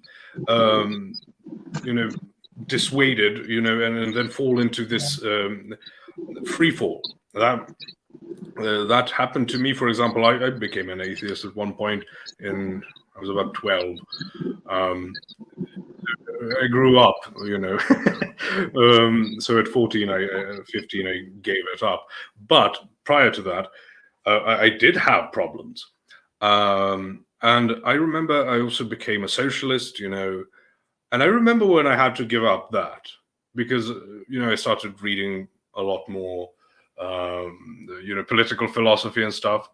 And I remember once I had to give it up, I felt, like the world was falling apart. But that wasn't something I was raised in. It wasn't something, that's been part of my life, my entire life experience. And I still felt terrified. And that terror can turn into hatred for all your previous thoughts, once you find some type of safe haven, even temporarily. Right? So people who become New Age tend to start treating dogma as a dirty word.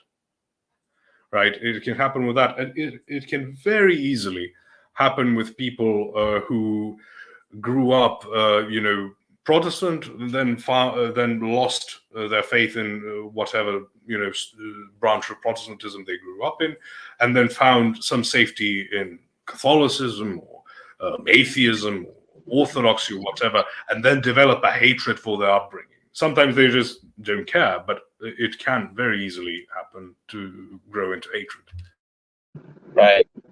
Actually, this is a really good example from our from Jordan Peterson, but he talks about, that if you were married to a woman for 10 or 15 years, and then it came to light that that woman had cheated on you for 10 of those years, then it wouldn't just destroy that frame and time of what you believe is true.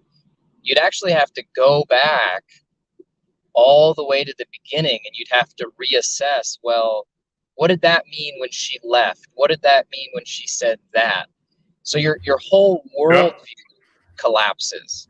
Exactly. Right. So Exactly. in the same way, people have these fundamental presuppositions.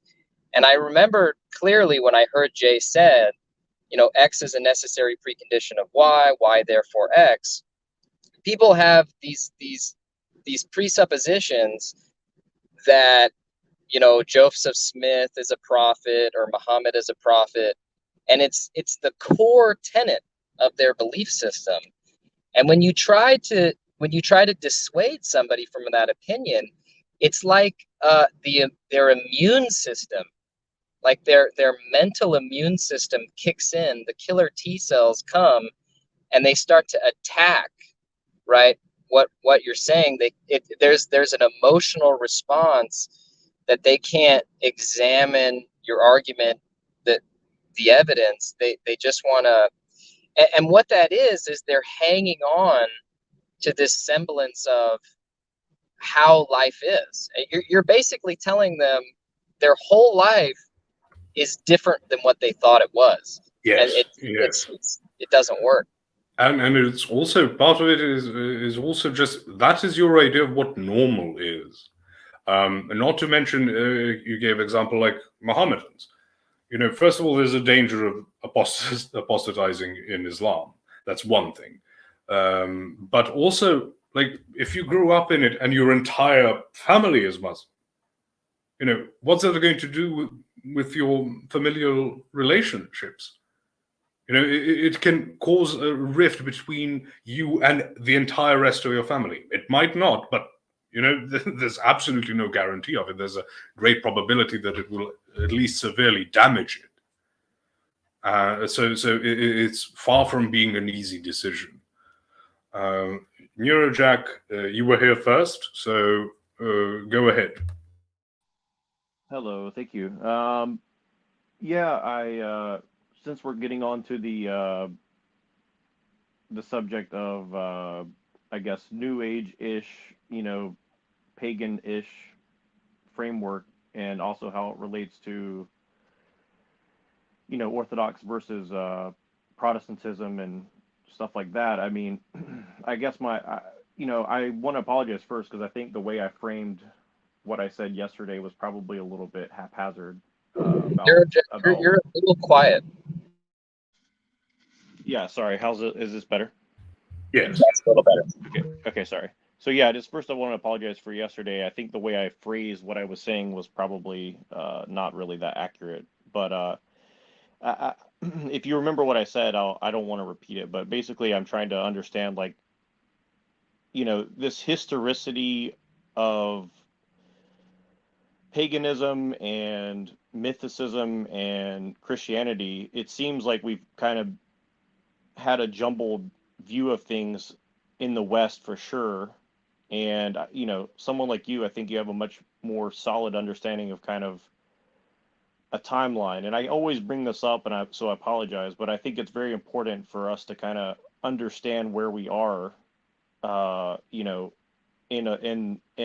it's at least in theology and philosophy, because I think most of us don't really know where a lot of these interpretations of scripture came from. Like, we're just kind of assuming that what we've been taught is the right way to read the Bible. And I think, a lot of that seems to have come out of occultism and esotericism. And I was mentioning yesterday about how that goes into science, but I think it heavily influences, theology as well. And I think if we don't really understand that, it's going to be very difficult for us to try to understand. And just on what you guys were just saying, I just want to mention, it's like one thing I see that people miss when they start getting into trying to understand Christianity. It's like, it's not that you think you're better than everybody. The more you understand, you kind of take on a weight of responsibility as well. And I think that's kind of what we're all starting to realize, I think. Yes. in the West? Well, I'll try and I understand what you mean. You phrased it haphazardly. So I did it wasn't last week, but the week before, I did an extreme with Garrett Dawn, and someone asked, why do we say will is not attached to person but to nature? And then I had to explain that in the old sense of the word, will is this, how shall we say, quality within something that makes its nature play out. So you would say a tree has a will, as in, if you have an acorn, it is the will for that acorn, it's in its nature to develop into a tree. That is what a will would be. Nowadays, it makes no sense to say a tree has a will, because that's not how we use the word anymore, right? We use it more as in mind, this decision-making faculty and things like that. And the series I started, talking about specific words and give a bit more history of them, like the word, what do they cover? Like justice, right? To judge. I gave some background between it because we live in a world where a judge is this guy, if you're in the Anglosphere, he will at least have a black robe, but maybe even a wig. So, and he just is there. He's part of the judicial branch of government, etc., etc. That's what we think of. We think of a guy who judges on these documents that are brought on by the legislature, and in Christian equivalent, the legislator would be God, right? And then you have these documents, legal documents, which the equivalent in Christianity would be the scriptures, and etc. You see how it can play out. But I said, well, then how would you interpret the term? Whoops, Matthew dropped out. Hopefully he comes back. But you have this ancient understanding, and the church was written way before Montesquieu. The scriptures were written way before Montesquieu. So it's obviously not going to be that meaning. But you can come at it very, very honestly. It's not about being dishonest or deceitful, but you honestly believe, I'm going to try and read it. And as you read it, he's back. As you read it, you start seeing how things play out. And in the West, when we had Aristotle translated, it really affected the way the Catholic Church thought. And later on, when you come into like the 15th century, you get Plato translated. And, I also said we sort of think everyone in at least the Roman Empire knew about Aristotle and Plato. Nope. Aristotle actually was translated from Arabic into Latin. So they got it from the Muslims. Plato was from Greek, but that's a different thing. So you see, when that seeps into the culture, and that's how you use your words. I always keep mentioning Jim Bob's book, Savage Memes, Volume 5, available for pre-order. Savage and memes, how we use the word, are completely like modern and sort of, playful, right? We use a lot of those words nowadays.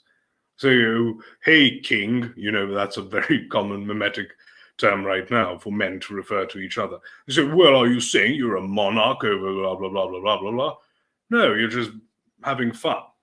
But even with serious things develop and change. And I think the more occult elements of reading things, Jack, to your point, came with the translation of Plato. That's really, David Patrick Harry has a lot of videos about that, how that affected the way people thought in the West. Yeah, and on that point, I think that's kind of, I think it goes much deeper, but I think that's a great way to broach the subject with people, because if you really start understanding Plato, he was, again, please correct me if I'm incorrect, but the way I understand Plato is, he was not, he was a Platonist. Well, yeah, but he came out of the Pythagorean school of thought Yes, and other cult-ish, stuff mystical like schools. right. And so when we base our whole, uh, I guess, secular life from the government into kind of how we're doing stuff, I mean, it's very much based on the Republic and a lot of Plato's writings, and so, and I would argue also into how we understand a lot of scripture as well. And so it's kind of hard to separate, uh, all this out unless people kind of understand is like, we're kind of, and again, please correct me if I'm incorrect, but it seems that people are looking through the lens of Platonism at least as much as what you would consider Christianity in the West, if that makes any sense. I would argue Aristotle had more of an influence on the way Western thought develops. With mysticism, certainly Plato, but also Neoplatonists, right? Like Yeah, Plotinus and people. well, yeah, I'm kind of speaking about mythicism as well. So yeah, I think you're right about the Aristotle thing, but I think mythicism has kind of infected the West to such a degree that it's kind of hard to people to understand what's going on if they don't understand. Yes, but also people find it very taxing if you tell them, now go read the history of how Plato seeped into the West. So Author Eric says, Plato explicitly said his stuff came from the Egyptian mystery school of Thoth. Not just that, Author Eric, Plato explicitly says that he believes Greek culture, the origins of them lie in Egypt and Babylon, right?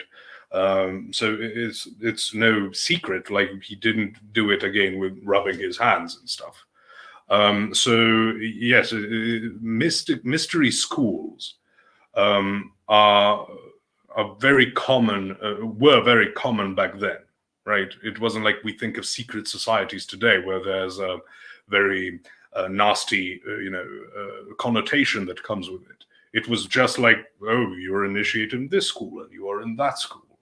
But of course, this is really, really affected how we think. And I understand what you're saying, but also it's very demanding to ask of people to research that.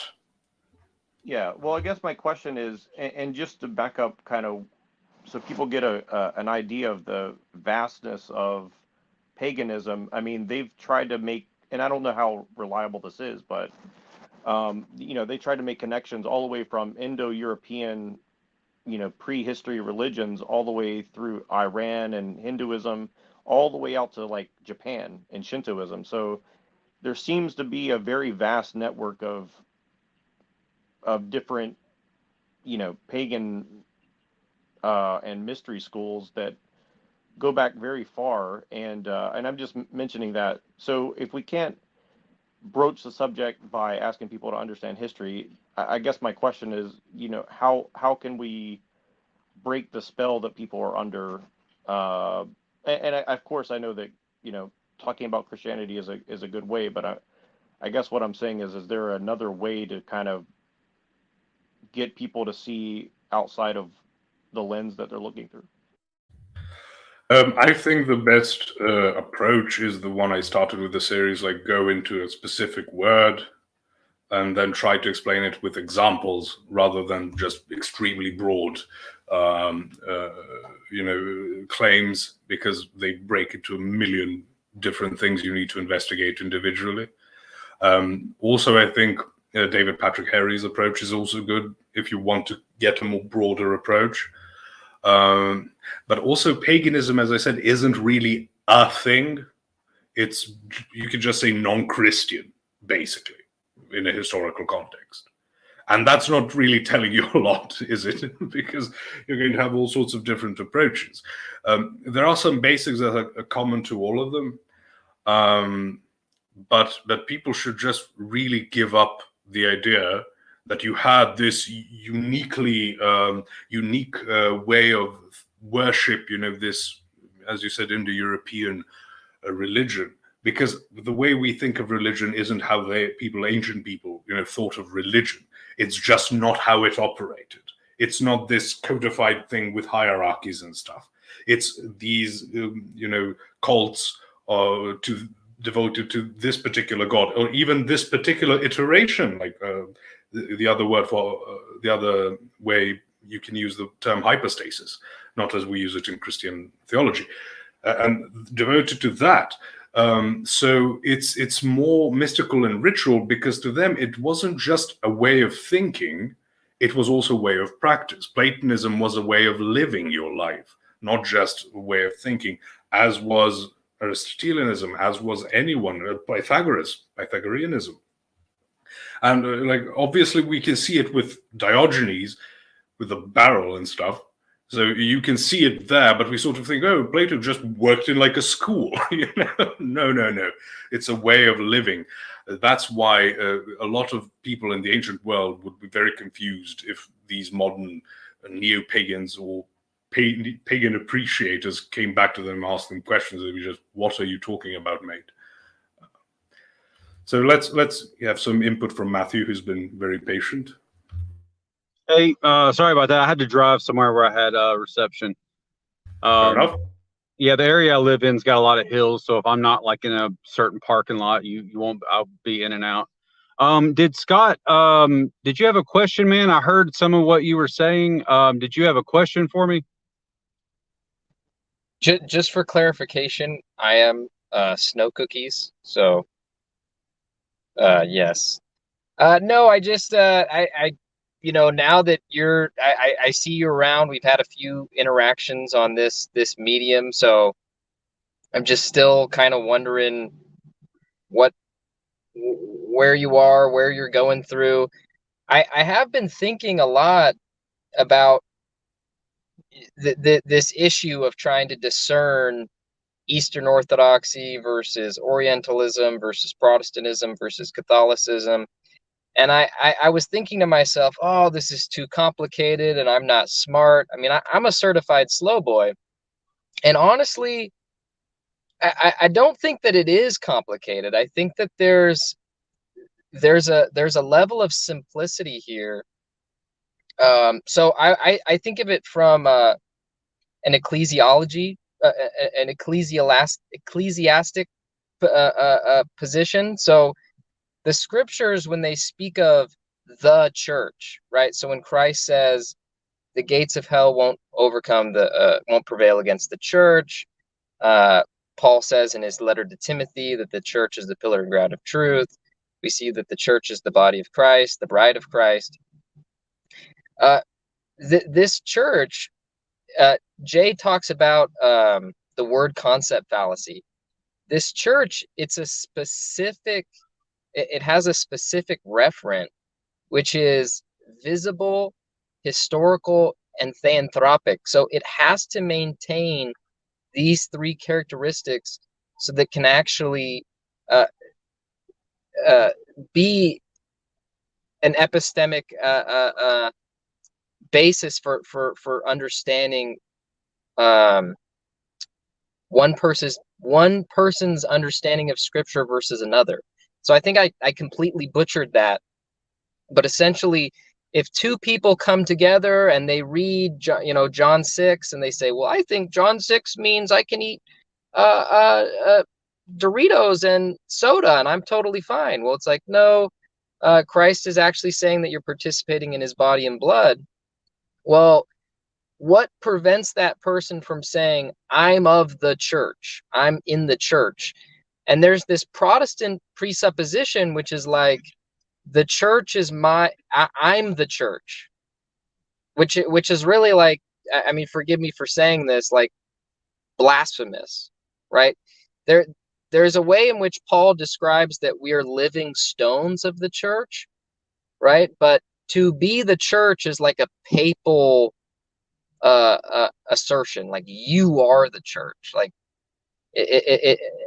I hope something made sense in my rambling. And by the way, my phone is gonna die. So. Oh yeah, you're good, man. So I mean, when I think of the church, I assume you're talking about the body of Christ, which would be made up of the followers of Christ or the believers. And the way that I see things is the gospel.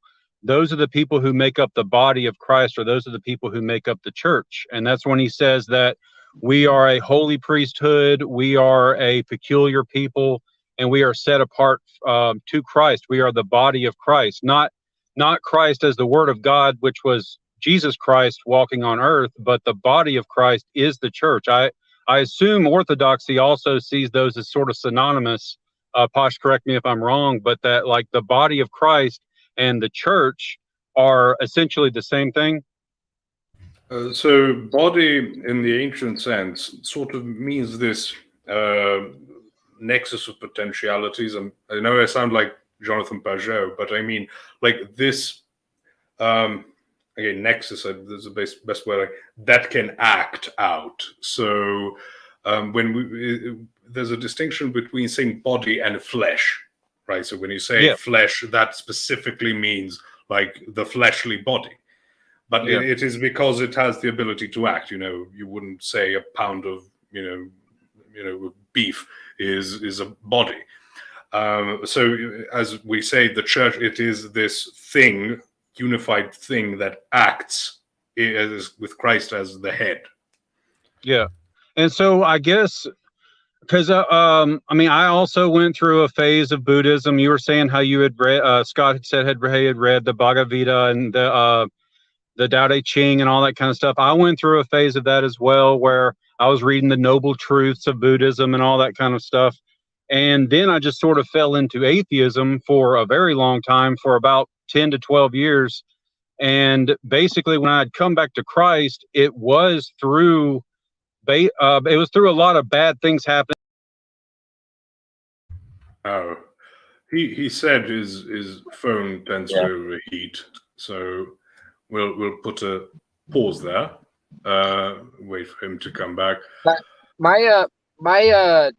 My phone's gonna die too. I've got 2%. If I could just comment for a second, the point that I was trying to drive home for Matthew, if you guys can tell him this when I cut out here, is that correct me if I'm wrong, Posh, but the position of the Orthodox Church is that the body of Christ, when we say theanthropic, God and man, is that it has this authoritative capacity. So I heard Father Deacon Ananias talk about it in the sense that nobody appeals to the Constitution or the Declaration of Independence in a sola scriptura way. Like if I read the Declaration of Independence and I said, oh, well, I think it means such and such.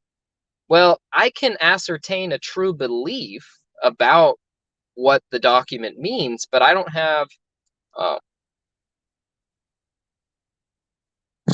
anyway. Okay, I got your point. So, whoops.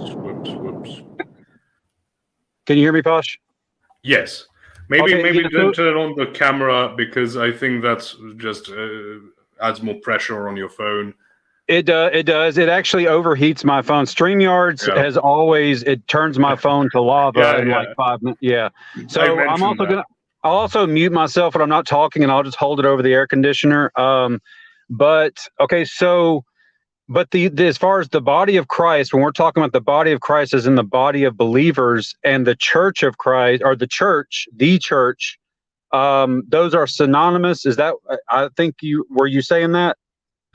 So you can say body of believers, but we're going to, so Scott's phone died, but that's a battery thing. He wanted me to also relay something to you. I don't know how much of that you heard. But to address your point first, when we say believers, we also mean like faithful. Remember what I said about faithfulness. But the new Israel is akin to the old Israel. It's an actual visible thing. It's not just a proclamation of something. Now, again, even back then, it wasn't merely by blood. You had certain minimal requirements to be considered an Israelite, which would be you'd have to be circumcised as a man, or if you're a woman, a daughter of or a wife of a circumcised man, and the second would be to participate in Pascha, the Passover, event, and sacrifices and stuff, which is a huge part of the New Testament narrative as well, and in the new Israel, the church, like those minimums, the minimal requirements are analogous, but baptism for both men and women, and to participate in the Eucharist on Easter, like that's the minimum. That doesn't mean you'll be in good standing with the church. It means that's the bare minimum. And you would see in the Old Testament, like in Jesus's day, and certainly before his incarnation, like Jews who were living throughout the Roman Empire and stuff would travel to Jerusalem. It would be a massive event, the Passover. And like the Passover was, God freeing this nation he's creating from the bondage under Egypt, the resurrection of Christ is freeing people from the power of death and sin. So that's the analogy. It's the fulfillment of what was started at the Passover.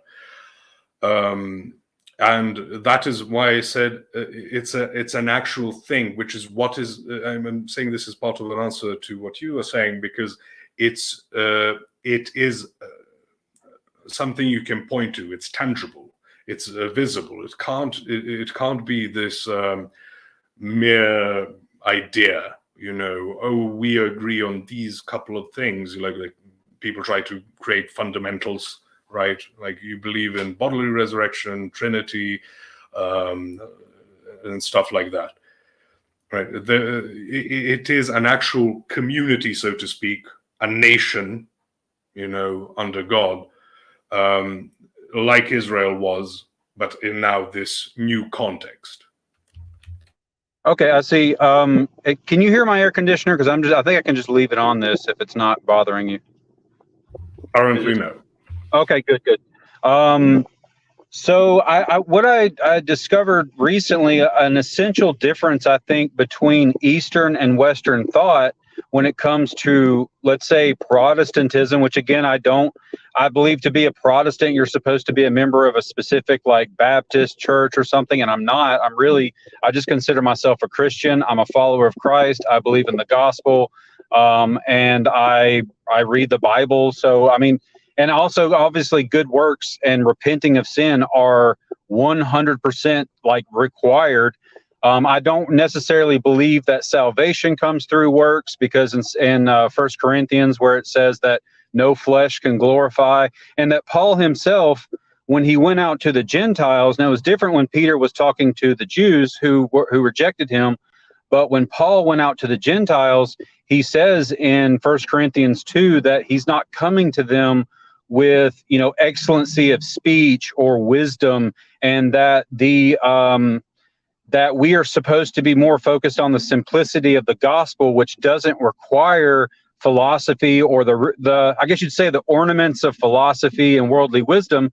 And then he goes on to say that no flesh may justify in God's presence, that it's only spiritual. And so anyway, going back to the essential difference is, I feel like a lot of us in the West, whether you call it Protestantism or whatever, we believe that what the Orthodox would call apostolic succession, which is, I know, very important to their position. We believe that to be more of a doctrinal matter and more of a spiritual matter. In other words, you have to know the doctrines of salvation, and you have to believe in the doctrines of the indwelling of the Holy Spirit, and it's more of a spiritual. And then on the Eastern side, it seems to be more ritualistic. That is a passed down liturgy. That is like certain actions and behaviors, not just good works, but actual like liturgy is not just going out and doing charity. It's a real specific, like handed down, like word tradition. And between the East and the West, that is a big difference there, that we don't believe that it's that it's a I mean, I'm not trying to use the Bible to disprove orthodoxy. That seems kind of silly, but it does say to beware lest any man spoil you through philosophy or the tradition of men or the rudiments of the world, and not after Christ. It's like we have to always remember that that Christianity is a Christ-based faith that we have to adhere to, and that it has nothing to do with traditions. You know, oh, my dad was Baptist and his dad was Baptist. Well, that's great, but it's still going to come back down to, do you believe in the doctrine of salvation? Do you believe in these doctrines, especially that Paul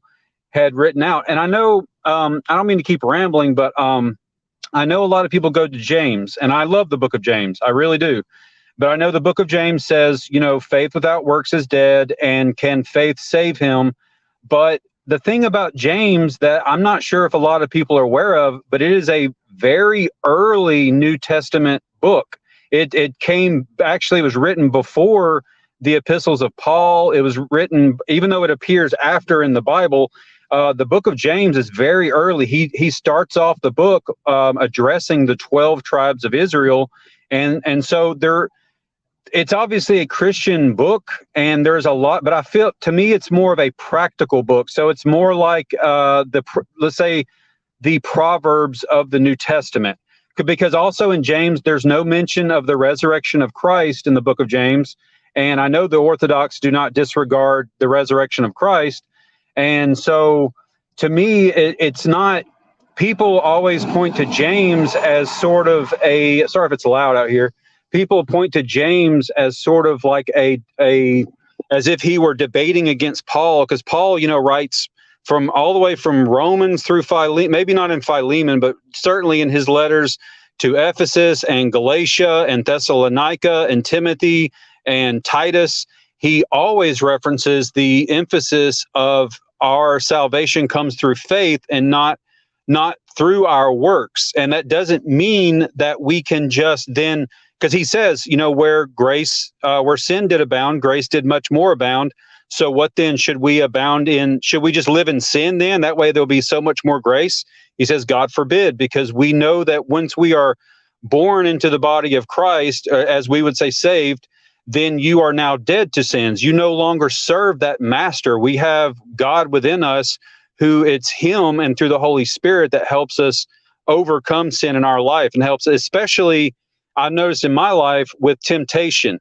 Now, God still requires us, like when we sin, it's us who sins. Whether you want to say, well, a demon was, you know, speaking to me, well, that may be true, but we have to recognize as sinners that it is we who sin, not the demons. The demons are demons, they're spirits. We are sinners, and we have to have Christ come into our lives. We have to accept the gospel in order to combat the temptations. And in my life, and I'll stop here in just a second. But in my life in particular, like with dealing with sins, I pray to God, you know, in Jesus' name, you know, help me with this temptation. And God does. He promises us that we will have no temptations that are beyond our, or that he creates an escape. So we are still tempted, but God promises us, I think the Greek term is like a harbor. So like where a ship would go to get away from war. He promises us to produce that for believers. And I've noticed that in my own life, that when we face temptations, he allows us to escape it. And it's not always easy. And it's not that we are not tempted, but that rather that we will never be tempted above our ability to handle it. Okay, so plenty of that to address. When we talk about James verses, you know, not actually verses, but what we read in Romans 4 and other places, but Romans 4 and James 2 are sort of the classic example of an alleged contradiction. So when we talk about St. James, it's not just that it's practical. When he also says, I'll show you my faith by my works, right? Again, I'll have to bring back the idea that faith is faithfulness, the fide, right? And I gave the example, infidelity is obviously not a mental process. Infidelity is, it can be, when Christ says you've committed, adultery in your heart. But fidelity is likewise is the idea that you live in a certain way for Christ's glory. So, on the one hand, when St. Paul mentions things, he says, you aren't just generating something in and of yourself. That's now a good thing. You can't, when he mentions Abraham, it's not that Abraham decided, well, you know what, I'm going to kill my son to show how much I love God, right? It's not some improv, idea. No, what he did as an act of faith, as an act of faithfulness. So it's not what we would call a work, right? So it's not, and then St. James is refuting the idea that it's some type of enough to have mental assent, right? Just, I agree with this idea, therefore, so-and-so is I get in heaven or whatever. So it's not the idea that St. Paul says you don't need to work. As you said, you don't believe. You're not an antinomian, a person who believes now, well, you just go ahead and, live whatever way you want, once saved, always saved, and such things. But at the same time, the idea of faith being just belief is not a proposition we find in the scriptures. It means living a faithful life, and all of that is, of course, tied in with the idea that you've been given a certain lot in life. You may be poor and destitute, you may be very rich. You will be expected to do with that something in accordance with how much you've been given, right? So it's about that woman who gives very little, but it's basically all she has. So that's a much greater act of charity than someone who is extremely wealthy giving a much greater sum, but as far as how much he is sacrificing, it's pittance in comparison. That's why I'm mentioning that, because people will say, "Oh, the thief on the cross." So how much you're given in life is what you should double, right? Remember that that parable of the three servants and the master going away for a while, and he gives them each certain amounts of talents, and the one who receives only one doesn't double it, which would have been enough, even though the other ones had more, but they doubled that more than they had. So with him it would have been enough, but he doesn't. Right, that's and the first two, right, get into heaven. The one who refuses to double the one, he doesn't get in. He isn't a good and faithful servant, which is what we're sort of talking about. And I'm sort of lost as to what other points you brought up. I was sort of hyper-focused on this. Well, no, that was, I know I talked about a bunch of things. So I do like the idea, of the traditions and all that stuff being passed down. But I just can't. Right. Did you have a response? Yes, I remember that part about liturgy and stuff. Right. So the idea of liturgical worship was never abandoned from the Old Testament. It is, of course, in the new context of God becoming man, sacrificing himself, harrowing of Hades, the gifts of the Holy Spirit, where now, even we as human beings are considered the temple of God because the Holy Spirit dwells in us, So, but it never stopped being the case that you have liturgical worship, and that you had still a priesthood, an actual priesthood. When St. Peter says you're all a royal priesthood and stuff, that's fine. But that's not the same thing as saying, well, sacerdotalism is something we can do away with. And just in case that's a word you haven't come across, it means like a sacerdote would be like a priest, like the guy with the robe and stuff. That was never done away with. And the reason we believe in liturgical worship aside from the fact that it's prescribed throughout the Old Testament and is practiced in the New Testament, and from historical records, of course, we know that it has been very much practiced. There we go. It is part of the church because for the same reason God still said, this one temple, this is where you sacrifice things to me. No, there's no, oh, I'm going to do this or that. What do you call them in English? Nadab and Abihu. Names get very different when we're talking about Serbia, so sorry about that. If I told you Nephilim, you know who that was.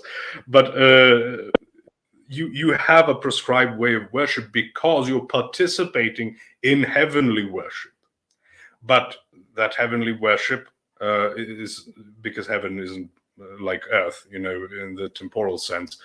It is this connection between heaven and earth and all of the sacraments that we talk about.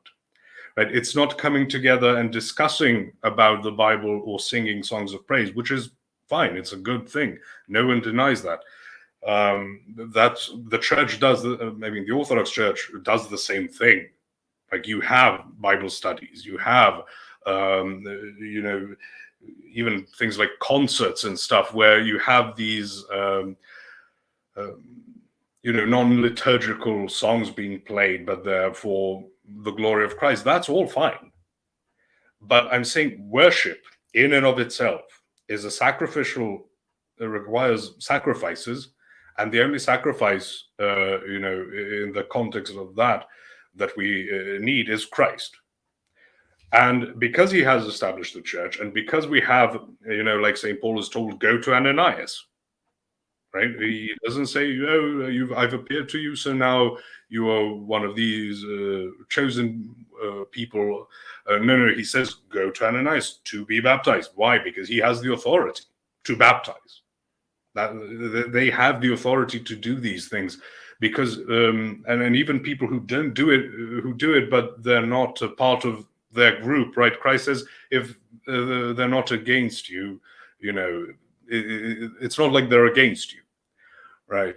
But they're still not part of the church because it's an actual concrete thing. And the traditions are very much based on the temple worship. There are idiosyncrasies, certain choice of aesthetics or musicology, etc. That those are things that can be specific to a point. But it's not just, we'll decide to do it like this over here, and that's now our tradition. It's all developed from a very biblical way of worshiping God, which I say requires priests because they're the ones who offer sacrifices, and it's very hierarchical and structured. Okay. And you can't just say, because the problem you'll fall into is going to be a problem of, okay, well, who is outside of it? What's the bare minimum? And there is no way to establish it unless you've got a hierarchy that can determine these things. Okay, can I ask Matthew and Posh a question really quick? Because I think it's somewhat what I wanted to talk about as well. No, you can't. Go ahead. Matthew and Posh, and Frederick, if you want to answer, I'd be interested as well. What do you think about the gathering of the Israelites? Do you think that that's biblical, or do you think that that's coming from somewhere else?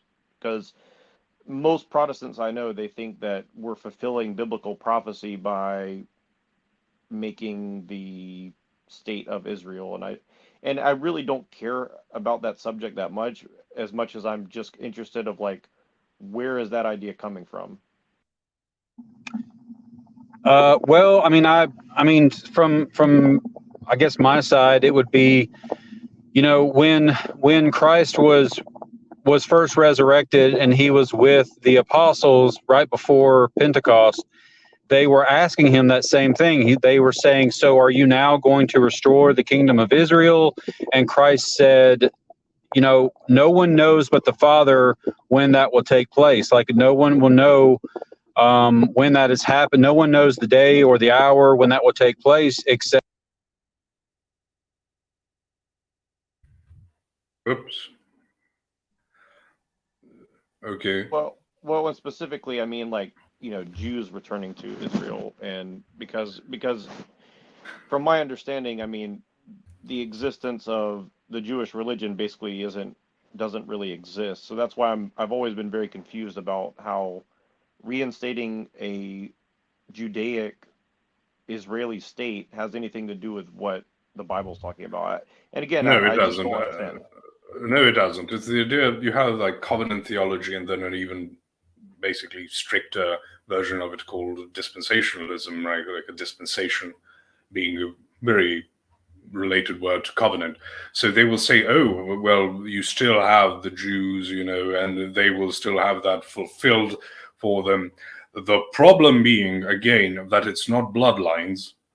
You can't really have the whole bloodlines idea. Like Israel was, the old Israel is done once God basically destroys the temple and the priesthood.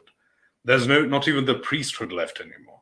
And the priesthood required genealogies, right? The Levitical priesthood. And those are destroyed. No one can prove that he is a Levite. So now you have no more the ability, as I mentioned, the minimum requirements before. There's no temple to go to. There's no way you can get circumcised, but again, there's no way to participate in the Paschal, the Passover rituals. So that's sort of done, but you don't have this idea of genetics as we see them, although, for example, St. Paul will say that the Jews by the flesh are sort of Ishmaelites, right? Like they still have something. But that is by no means the idea of we're going to reconstruct a geopolitical entity called Israel, right? That's something we should leave to John Hagee. Well, and I guess my point of bringing it up is where do you think the source of that, along with many other errors that are related to that in the Western world? Because it seems that Catholics would agree with the Orthodox on that, but the Protestants don't really understand that, right? So, and I think some Protestants, like, it's far from being universal in Protestantism. So I can't remember the fellow's name. Maybe someone in the chat does. Like this idea of dispensationalism, who has promoted it most, but you would need to ask someone who spent much more time in the minutiae than I have in these. I'm acquainted with the ideas, but not necessarily with all the names of the people who have started them. But yes, I mean, I'll tell you what it's based on, where the idea is based on. And when you don't have a hierarchy, they can say, well, this is new. No one thought this before you guys. You sort of can't shoo it away, because they'll just break away and start their own thing and say, well, now we are the ones who are true to the scriptures. Yeah. Okay, let's hear Frederick just for a moment, because he's been patient. Oh, it's a blessing listening to you guys. So, thank you. Of course, I've been listening to you a lot, mostly from Jim Bob's channel, and both of you guys have, to say the least, helped me and a friend a lot, just thinking logically. Anyways, I initially wanted to ask you about Aristotle and Platonism, but now I hear about some, how do you say, I've heard you speak about E. Michael Jones before, and I'm very curious about, he speaks about messianic fervor and symptoms of not acknowledging the Messiah. He tries to explain the history from that, and how the revolutionary spirit is still not satiated with the promise, or so to speak. So I just want to ask, like, have you read that book? Are you acquainted with his works at all? I've listened to him quite a bit. I haven't bought any of his books. So historically speaking, when you have the Judaism we have today is descended from the Pharisees. right?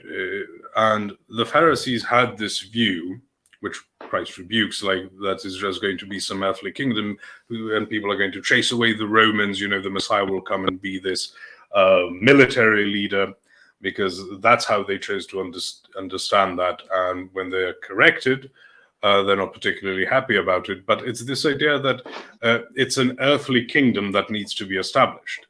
So they have all sorts of ways of interpreting, like passages like Gentiles coming in to worship God, right? And stuff.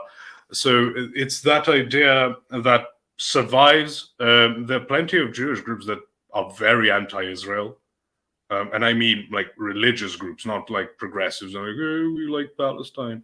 Are they anti-Zionist in that sense? Yes, extremely so. Okay. Like Hasidic groups are very anti-Zionist. So it's not universal, but that understanding that is going to be an earthly kingdom is sort of the theological basis for the idea that you should construct the nation state of Israel. Yeah, it's like the heal the world, Tikkun Olam, right? Tikkun Olam, yes. Yeah. Okay, very cool. Thank you so much. I've read his Revolutionary Spirit and his Logos Rising books, and I am a former Mormon from Sweden, so it's like you can just expect like a nervous breakdown at any moment. So I'll just hang up. Från Sverige. And yeah, I pointed out that your Swedish accent is amazing. I was shocked. That was you. Okay. No, Yes. So that made me think like this guy clearly is multilingual, CIA something. Not just kidding. But you for sure have the talent. I mean, it's amazing. So, anyways, I quickly wanted to ask about Aristotle, and I wanted to ask you what you've read about from his works. Like, have you read his first analytic and his explanation of syllogisms and how we can, look at let's say a statement, or every x behaves like y, therefore x is y, and then blah blah blah, and then you have a bunch of. I'm trying to understand it. It's really difficult, but my sense is that you have.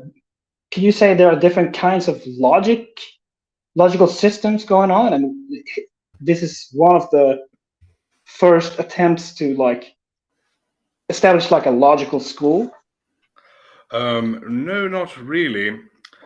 You've had the idea of like logic long before that, but the basic thing, when I mentioned Aristotle seeping in, it's more like a way of thinking that gets incorporated and then starts shifting the entire thing. It doesn't become so the idea of like the prime mover, right? That and Aristotle himself contradicts himself of whether it's one or multiple, right? Because there's really no way to argue, because you're now going to the transcendent. So things are sort of you have to dispense with a lot of things that would tell you that you had to go with one.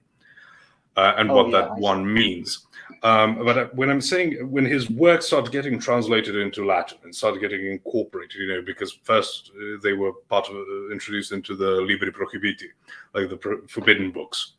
And his books, but later on, again, mostly by people like Thomas Aquinas, the system of thinking gets really incorporated into it.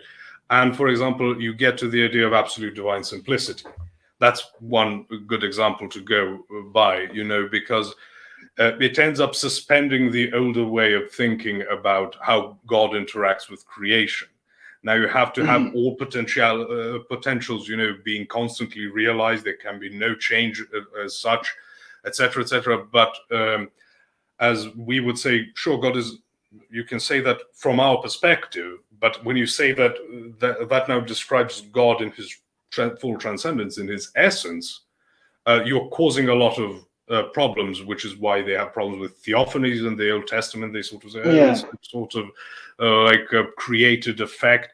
Likewise, with the effect of when they say created grace, you can't interact with the grace of God proper. It has to be a created effect, because that would mean again, a change in God, it would mean like you can interact with the essence, right? And I see. their system, metaphysics now, updated with Aristotelian thinking, now starts falling apart. Very cool. Thank you so much. Do you see any harm in reading Aristotle? Or I mean, usually, let's say, because you're Orthodox, and I started reading Aristotle because I found him very based in a way that, like his physics, based in an old sense, I guess, not in the modern sense, but like his physics, he's just, it feels like everyday language. He's trying to speak in a way we would on the street, and like, oh, where did they come about? And then he explains the kind of logic that emerges from that, I guess. And I feel like I don't see where that bridges over to like Platonism and such. And I feel like they're usually just like, oh yeah, he's a student of Plato, so he's a Platonist, whatever. There's mysticism involved, and I don't see the mysticism yet. Sorry. Aristotle is pretty anti-Platonic, especially as time went on. Yeah. Like his work became more and more different. You have also this general, it's more like a slogan, that Plato is mystical, but Aristotle is more naturalistic, so to speak. Exactly, yeah. So you first asked whether it's a problem to read Aristotle. So Saint Basil like any harm in it. Yeah. Saint Basil the Great, when he was asked whether Christians should read the pagan poets, right, and stuff, he says that only if you treat them as dead trees around that fall and nurture the living tree of Christ. So as long as you don't let Aristotle, seep in again into your into Christianity, like there's plenty to be gained. There's a lot of good in Aristotle. I think Jay did a stream with Timothy Gordon on what are the good parts of Aristotle. Because of course, like a lot, essence energies distinction, like the energies as a term was coined by Aristotle. So it's not a problem in and of itself. But again, it can become dangerous if you don't do it with the explicit intent to just explore other things. When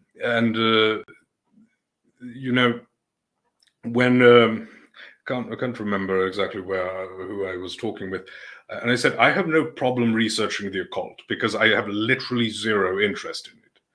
My entire idea of experience actually with practicing occultism was trying to move things with my mind as a child, and when I was an atheist, I wanted to try meditation, got through a minute and thought this is the gayest thing in the universe. So I never had the draw towards it. Other peoples who do probably shouldn't, and that's something you need to discuss with the priest from our perspective, with your spiritual father. What's happening?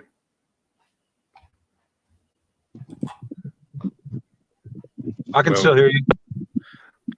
Okay, but we have... Yeah, I can hear you now. Can you hear me?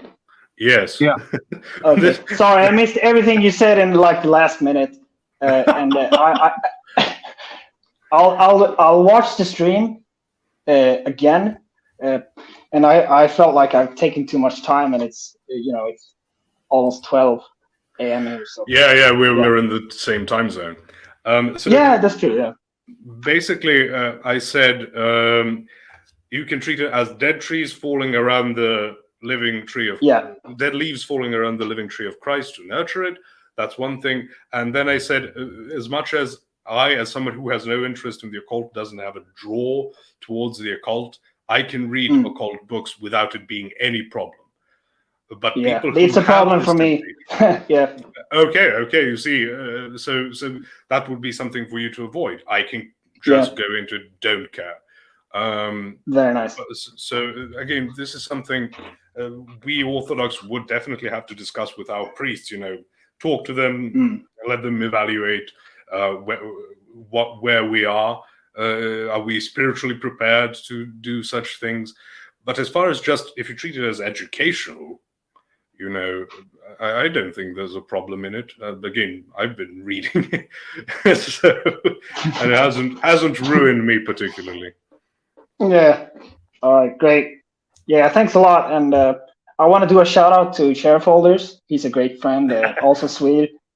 Yes. He's the man, and he actually introduced me to Jim Bob and you. So I'm very thankful for him and for you guys. God bless, and I hope to see you again. God bless you too. Feel free to call in, especially in the same Thanks. time zone, you know. Perfect. Thank you so much. Bye. Thank you. God bless. Okay. All right. Posh, I wanted to kind of go back a little bit on what Neurojack said. Okay. So, you know, Jesus did come to restore the kingdom of Israel, but as you pointed out, the Pharisees and the scribes and the princes, they killed him. They rejected him. And so that is where Paul comes in, the Apostle Paul, who calls himself the least of all the apostles because he wasn't one of the people who wandered around with Christ and witnessed, and I witnessed his death, burial, and resurrection. He is still an apostle appointed by God, but he writes in Galatia, in his epistle to Galatia, specifically in Galatians 3, where some of the churches in Galatia were trying to go back to the old ways of works and the old ways of the law. Of Judaism. Yeah, exactly. Whoops. Gone Seems again. it seems like I'm having, after you and Eurojag, like the least amount of technical issues. I'm Can not you hear doing me? stellarly. Okay, yes, you're back. Okay, well, yeah, I'll get off here in just a second, but I just want to point out that, like Christ, that Paul points out in Galatians 3, that before faith came, we were under the law, shut up unto the faith which should be afterwards revealed, and that where the law was the part where he says where the law was our schoolmaster to bring us unto Christ, that we might be justified by faith, but after faith has come, we are no longer under the schoolmaster. So that, a lot of the churches in Galatia, the early churches, they were trying to bring things back under the law and to try to incorporate that, whereas Christ, when he was rejected by the I guess then Jews, then that's when because at first, I believe in the Gospels, Jesus came preaching to the Jews. He told them to preach to the Jews and to not preach to the Gentiles. And then after they had rejected him and he was resurrected, that's when he sort of revealed to Paul, no, you go out to the uttermost parts of the world and spread this new gospel of grace and through faith. And that basically, that's where I think the big difference, I guess you would say, in the Western type mind and in the Eastern thought is that we believe that, that we're not justified, or that works of righteousness are not what justifies us, that it is our faith and it is through grace. Because like he says in Galatians, or in Romans rather, he says that if it's by grace, then it's no more of works. Otherwise, grace is no more grace. But if it be of works, then it is no more grace. Otherwise, work is no longer work. And so he's saying that if it's through grace, if we're going to believe through grace, then we can't also think that through our flesh, through works and through the law, that we're going to be justified. But I'm gonna hop off, Posh. But man, I appreciate you, buddy. God bless you. Thank you. Likewise, and God bless you too. So, shout out to Joyful Matt and Fred too. I've actually talked to Fred before. He's a nice guy. Yes. He and Sharefolders united, or because one of the most difficult things you can demand of a Swede is to say ch. So they say Sharefolders. I wanted to blackpill Matthew. I'm just giving a bit of a philosophy. Probably is going to jump back into the chat and stuff. There's a reason Galatia is called Galatia. And it's named after Gaul, which in Latin would be Gallia. Actually, to this day, in Greek, the word for France is Gallia. But these are Gauls, so technically the Galatians were French. And I don't know how he will take that. It's always the dadgum French. Yep. David, what was the term? cheese-eating surrender monkeys. Well, I know there was some Republican politician who said that about them because they wouldn't join in on Iraq. Well, it's so funny because it's called France because it was the Franks that took over, and they were pretty. Who are Germanic? Yeah, exactly. So Yeah, they're pretty. but they sort of did the opposite of what usually happened, which is like impose your language and culture. They just adapted to the language and culture that they found, but they still were the nobles, the dominant group. So that's why we call it in German. France is Frankreich, so it's the Reich of the Franks. So I don't know which Reich that is. Like the zeroth. Well, the first would be the Holy Roman Empire, but this is before that, so it's like zeroth Reich. Yeah, learning about the Franks is always very interesting, and a lot of these different groups were very interesting. I have a couple more questions if you have time, and right. Let me address then, if you're moving on, just to quickly address what Matthew said. Right. So there's this whole idea of Jew is not the same thing as Israelite, because Jew refers to Judah. So that's a part of Israel, right? So all Jews are, in that time, again, all of them would be Israelites, but not all Israelites are Jews. Okay? That's one thing. And when St. Paul talks to people in Galatia, he sort of says, not that you just do away with the law, because the Jews who came to Christ still could practice the law. But now that these Gentiles are coming in, that's what the Acts 15 is about, right? The council, right? So deciding what to do, but the ones who were still there, they could still practice the law. They still went to the temple and stuff. That becomes a bit difficult when the temple is destroyed. So again, like St. Paul was long dead by that time. But when we're talking about this, he's saying it's not, you can't just circumcise yourself for the sake of it, like you're some good, like that would be a work. It's not required of you. You're doing it sort of aesthetically. You could go into it and go full, embrace of the law. But that's not the point anymore. That's not what was now required to be part of the new Israel. That is why it is a contrast between faith and works. You can't just improv it. You can't just go halfway there. There must be a reason for why you're doing what you're doing, right? We can't have this law, but we'll practice it in Galatia, sort of, kind of. It would have to be the whole thing. And again, providentially, the temple was destroyed. It's been made very clear in the Old Testament that that's going to happen. So that's why I said it's, again, not faith, just belief. And works doesn't mean just actions. Faith means living a life that is faithful to Christ and for his glory. You can't just do nice things on your own, so to speak, like as a personal little thing I'm going to do. I'm going to be, donating a lot of money. If you're donating a lot of money and, not doing it for Christ's glory, but sort of for self-aggrandizement, whether through PR or through, like, you feel personally better, that's not really doing it for Christ's glory. And that would be a work as opposed to faithfulness. Okay, go ahead now. Yeah, that was a very good answer, I think. And and I a lot of my questions, I'm trying to do my own inquiry into different angles of this.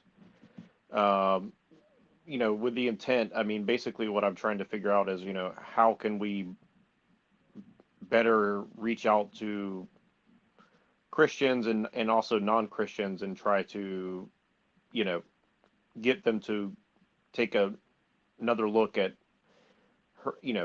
hermeneutics, but in a meaningful way in which they might take some of what we talk about to heart, I guess. Or at least how to Um, pronounce the word.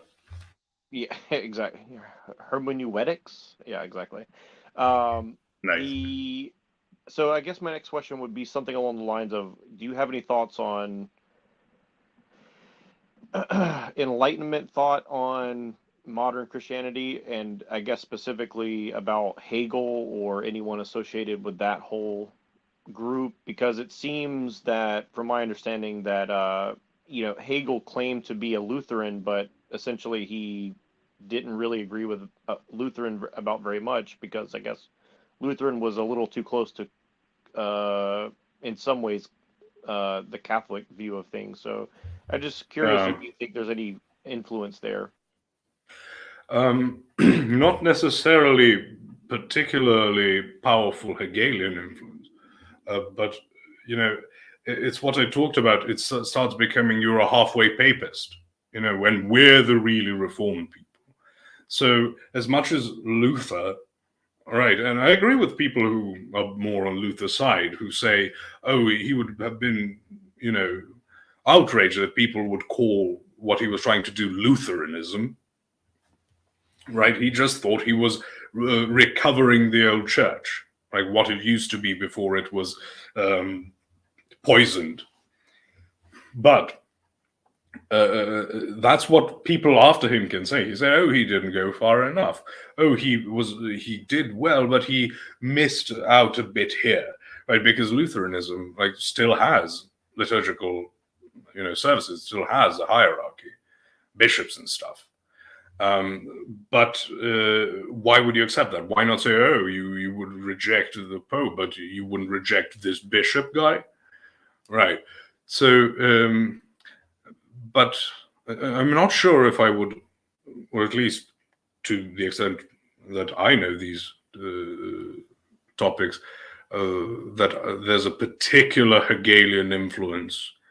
I suppose there is plenty of Hegelian influence in general, but I don't think that's more from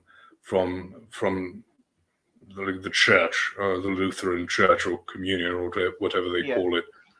Yeah, I guess what I'm saying is, the Hegelian influence on society at large in the West has influenced the way that people kind of view Christianity, and kind of what I think is it's kind of why we're so easily manipulated in the West, and maybe that's the same in the East, but perhaps from a different framework. But it seems that so much of what we see is very Hegelian, I guess. At least that's what it seems to me. Maybe they don't necessarily agree with Hegel himself, but the way that they use some of that philosophy, I guess, to kind of have two different sides, and you actually are trying to get something in the middle out of it or something. I don't really know how to describe it very well, but yes, but I don't think, again, that, as I said, that's not necessarily something you would attribute, they would at least attribute to Hegel. As you said, it becomes a way of thinking, a way of it just is like that. Maybe they don't necessarily know how to go, oh, thesis, antithesis, synthesis, because there is truth in that, right? You think of it this way: you implement a policy, it has its shortcomings, then you get this opposition to it, and then you sort of go halfway there. But the way society also works is oh, you've got the capitalist West, and then you've got the communist East. But they both have problems, so you sort of smash them together because they're antithetical, allegedly, to each other.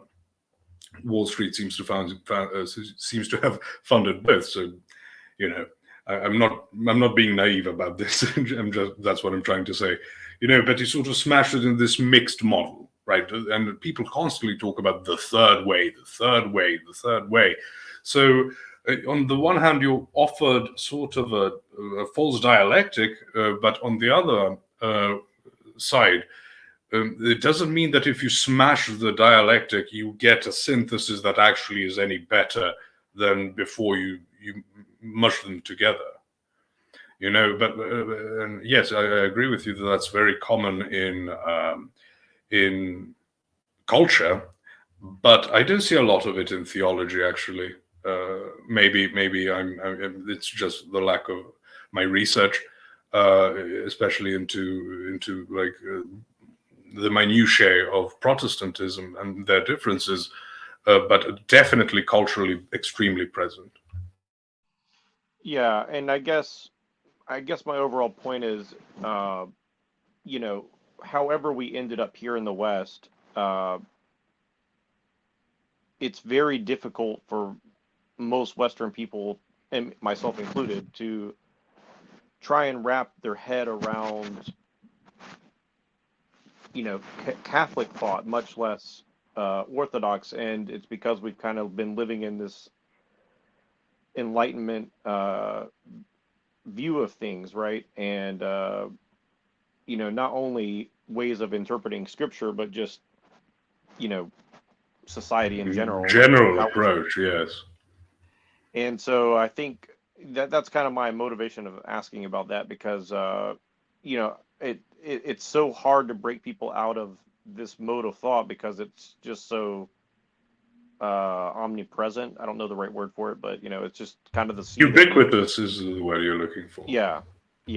And so that's kind of my motivation of asking that, because I am trying to figure out unique ways of trying to bring people back into this thought. And that was why I asked that question yesterday, because it's so difficult to pull people out of this, even Christians, much less an atheist or someone like that. And actually, I find that sometimes people from other religions or atheists are more receptive to, some of the Catholic and Eastern Orthodox ways of viewing the world, I guess, in my experience anyways. Like, it seems they don't have all this hang up on what we just discussed there. So I just find that's kind of interesting. Yes, if you treat your way of thinking as obvious, and you will find this throughout, any group of people. I keep talking about, like, in culture in general. Do I really have to explain X to you? Well, sort of, yes. But if you treat something as obvious, it's very difficult to snap people out of that, because it's brute factuality, right? It's obvious, so it doesn't need any explanation. Sort of like, you have atheists who are very well thought out, but if you meet an atheist who sort of just accepts empiricism, like, yeah, it's obvious that empirical data and stuff like that, like, it's just poor thinking. But that comes from classical foundationalism. This whole idea that Jay talks about a lot, and for good reason. But I think that's why you mean to say a lot of non-Protestants tend to be more amenable to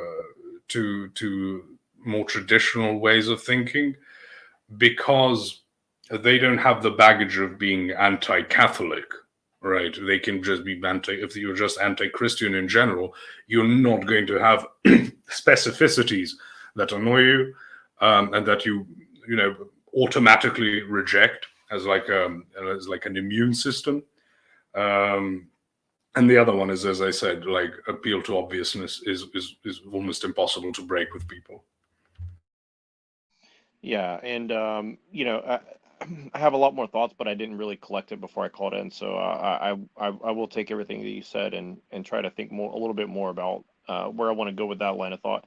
And I just have one final question that's totally unrelated, I think, and then I'll jump off because I'm sure you're ready to enjoy your night. What do you think about Manichaeism? And because it's just something that I've been trying to understand where that fits into, I guess the timeline, because it seems to have come around right before, right around the same time that Buddhism and Hinduism got big, and also around the time of either, I believe, just before Islam. And it seems a very interesting offshoot of kind of, I guess, a Judaic cult that branched off from Judaism after the destruction of the temple or something. So I'm just trying to understand kind of where that fits into everything. So it's a very Persian influenced way of thinking. Persians were very unique, for example, in the burial rituals, and specifically the lack thereof, that they would just like throw bodies, for the vultures, and because they just don't care. Like, they have this idea that, specifically, then it gets very emphasized in Manichaeism, that the body is, the material is evil, and the spiritual is good. So I think we see a lot of that. It's very, very right. It's Gnosticism, and I think that it's easy to fall into. It's easy to interpret certain verses in the Bible, and that as sort of pertaining to that. You also see it in how a lot of people see heaven as just a place where you're like a ghost with, a little ringer over your head and playing some instrument. So it really, really annoys me. But again, it comes to the rejection of the body and the material. And Christianity simply does not teach that. Like, creation is good, the material is good, and spiritual certainly isn't by default good. So I think that's where people fall into it, like in certain types of certain ways of thinking in Protestantism, like sort of the flesh is this evil bad thing that makes you do stuff. I can't remember the fellow who kept jumping on Jim Bob streams and saying those things. So I'm going to begin closing out, so I'll talk to Christopher Schade a bit. Schade. And Neurojack, so you're welcome to give it more thought, and formulate your questions and we'll address them in the next stream. Yeah, thank you. That actually was very much very informative as to why I was asking the question. So I appreciate that. Good to see you, Chris. Thank you, Posh. God bless you guys. Bye-bye. God bless you. Okay. Hey. Well, I'm excited because I'm trying to take advantage of you. And so I one thing is I've had all these things that I've always said about the Bible, about different things that I've very confidently said. And now I'm, realizing how dumb I am, and more, and now I'm trying to question everything. So there's one thing I wanted to ask you, because I came from sort of a sphere of KJV only, called charity churches and stuff like that, sort of that, in and out of cult member type of thing, trying to recreate Acts, the book of Acts, and but they were very, KJV is like even better than the original texts, it was like, and of course then you have the other side where like, oh, it's a Masonic handbook, it was, blah, blah, blah.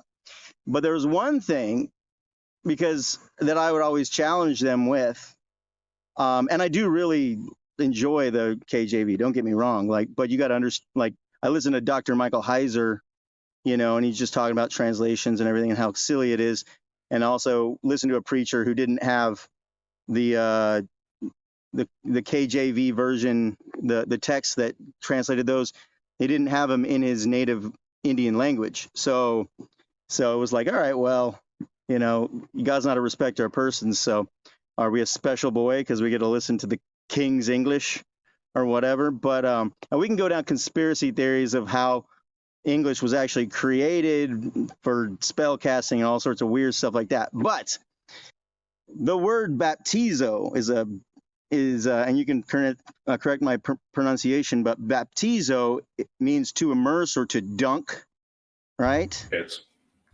And the king said, don't mess with any of the church traditions. And so I guess they were chrismating or doing something else. They were splashing or shooting with water guns from So far away. chrismation is not the same thing as baptism, right? Chrismation is the process of so christening and chrismation are different things. That's what I want to say. Right. But they didn't dunk. They didn't dunk people. Yes. And that was against it. So they actually made up the word in order to satisfy the king, and they just made a word that sounds just like it and made a new word that could be translated. Oh, but that just means you squirt him with a squirt pistol from far away wearing a mask. You know, Okay, or whatever. so I'll take a bit of a linguistic approach to this. So it doesn't necessarily have to be surreptitious to try and think up a word to satisfy the king, because a lot of words, especially when you want to show that they're not the exact equivalent of if you just translated it. So baptism isn't the same as dunking, any type of dunking. You know, you can just wash a baby. You know, you dunk it to wash off the Right. the soap and stuff. That's not a baptism. Like for a Greek, that might be something they would consider baptism in their own language.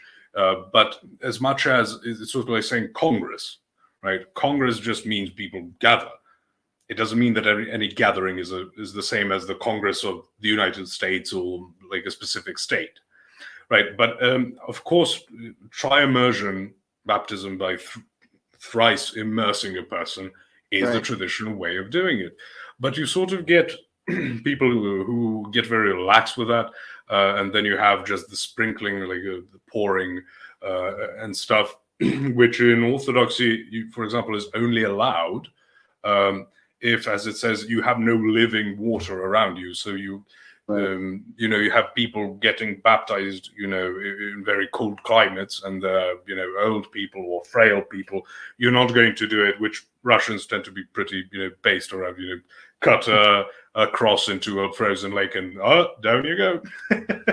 But if you have no source of living water, which would be like a natural body of water, to immerse a person. To the Protestant kind of conversation we're having right now, because as I came into faith and started learning about all the churches and everything, they really didn't have an answer for what even baptism was. They always would say, well, the thief on the cross, and that guy didn't even get baptized. But it's like, okay, and that would be an example of economy. Like God's not gonna, he's righteous, he's gonna do the right thing, and he looks at the heart. But for the vast majority of us, we have the choice to worship on Saturday or Sunday and fight about it, or all the different things Christians fight about. But they just say that it's basically just a public confession of your faith. It's almost inert.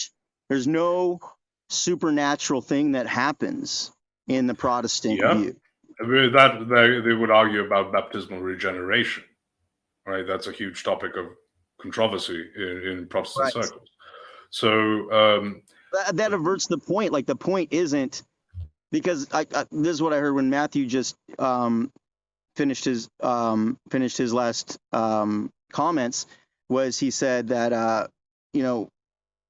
we don't think that your faith justifies you, and that's a straw man. It's always been a straw man, because it's like, what does justify mean? And then you get into like the depth of it, right? Like it's not like if there's a real surface level.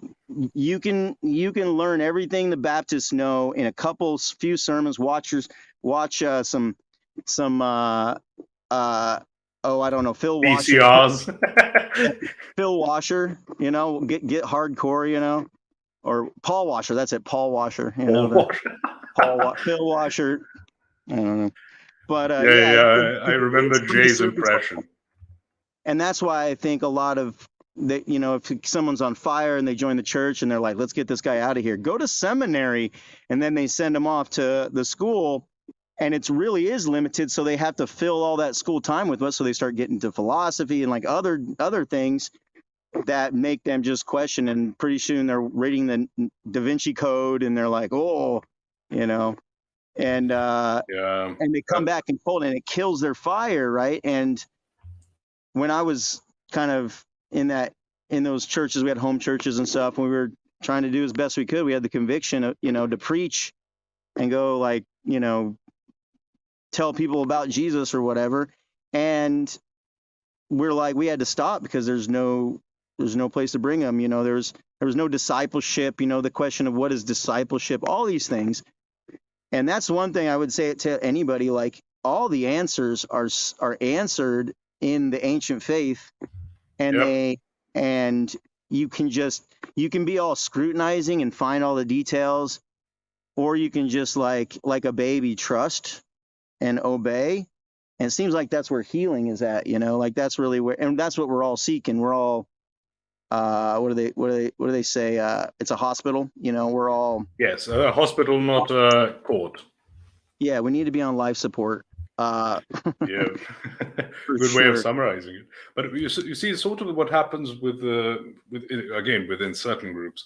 It's not universal in Protestantism, like the rejection of baptismal regeneration. You have, which is again why they would have a problem with infant baptism. Like, what does a child know? What they're assenting to, you know, because it's lacks that spiritual element. But there is a tendency with a lot of events in the Bible to sort of reduce them to evidentiary events. Like, it's there to provide you with a certain proof, as in, you know, the resurrection sort of becomes like Jesus just coming back to life to sort of prove a point, right? And there's plenty of problems with that. You know, St. Paul says the first fruit, Christ is the first fruit of the resurrection. So you sort of think, what? You know, didn't he like literally raise Lazarus? You know, isn't he the first guy who resurrected? And then all the way back in the Old Testament, we go to the person who was sort of hastily thrown into a sepulcher, a dead body, thrown into a sepulcher because the people carrying him saw a raiding party in the distance. So they sort of hurried up to escape. And he touches the bones of Elisha and he comes back to life. So, and then there's also the child that Elisha revives with prayers. So we think, okay, so resurrection doesn't really just mean coming back to life, does it? I just thought of something. I should ask you about the Gospel of Nicodemus, but I know it's the testimony of the descending into Hades and releasing the captives. It's actually brilliant. But I just thought of an idea of like when Jesus went in the tomb, there's no way those saints could have stayed in the ground, and so they walked around and were brought back to life. And by the way, do you know Brian Godawa? He's an author and a playwright and a screenwriter.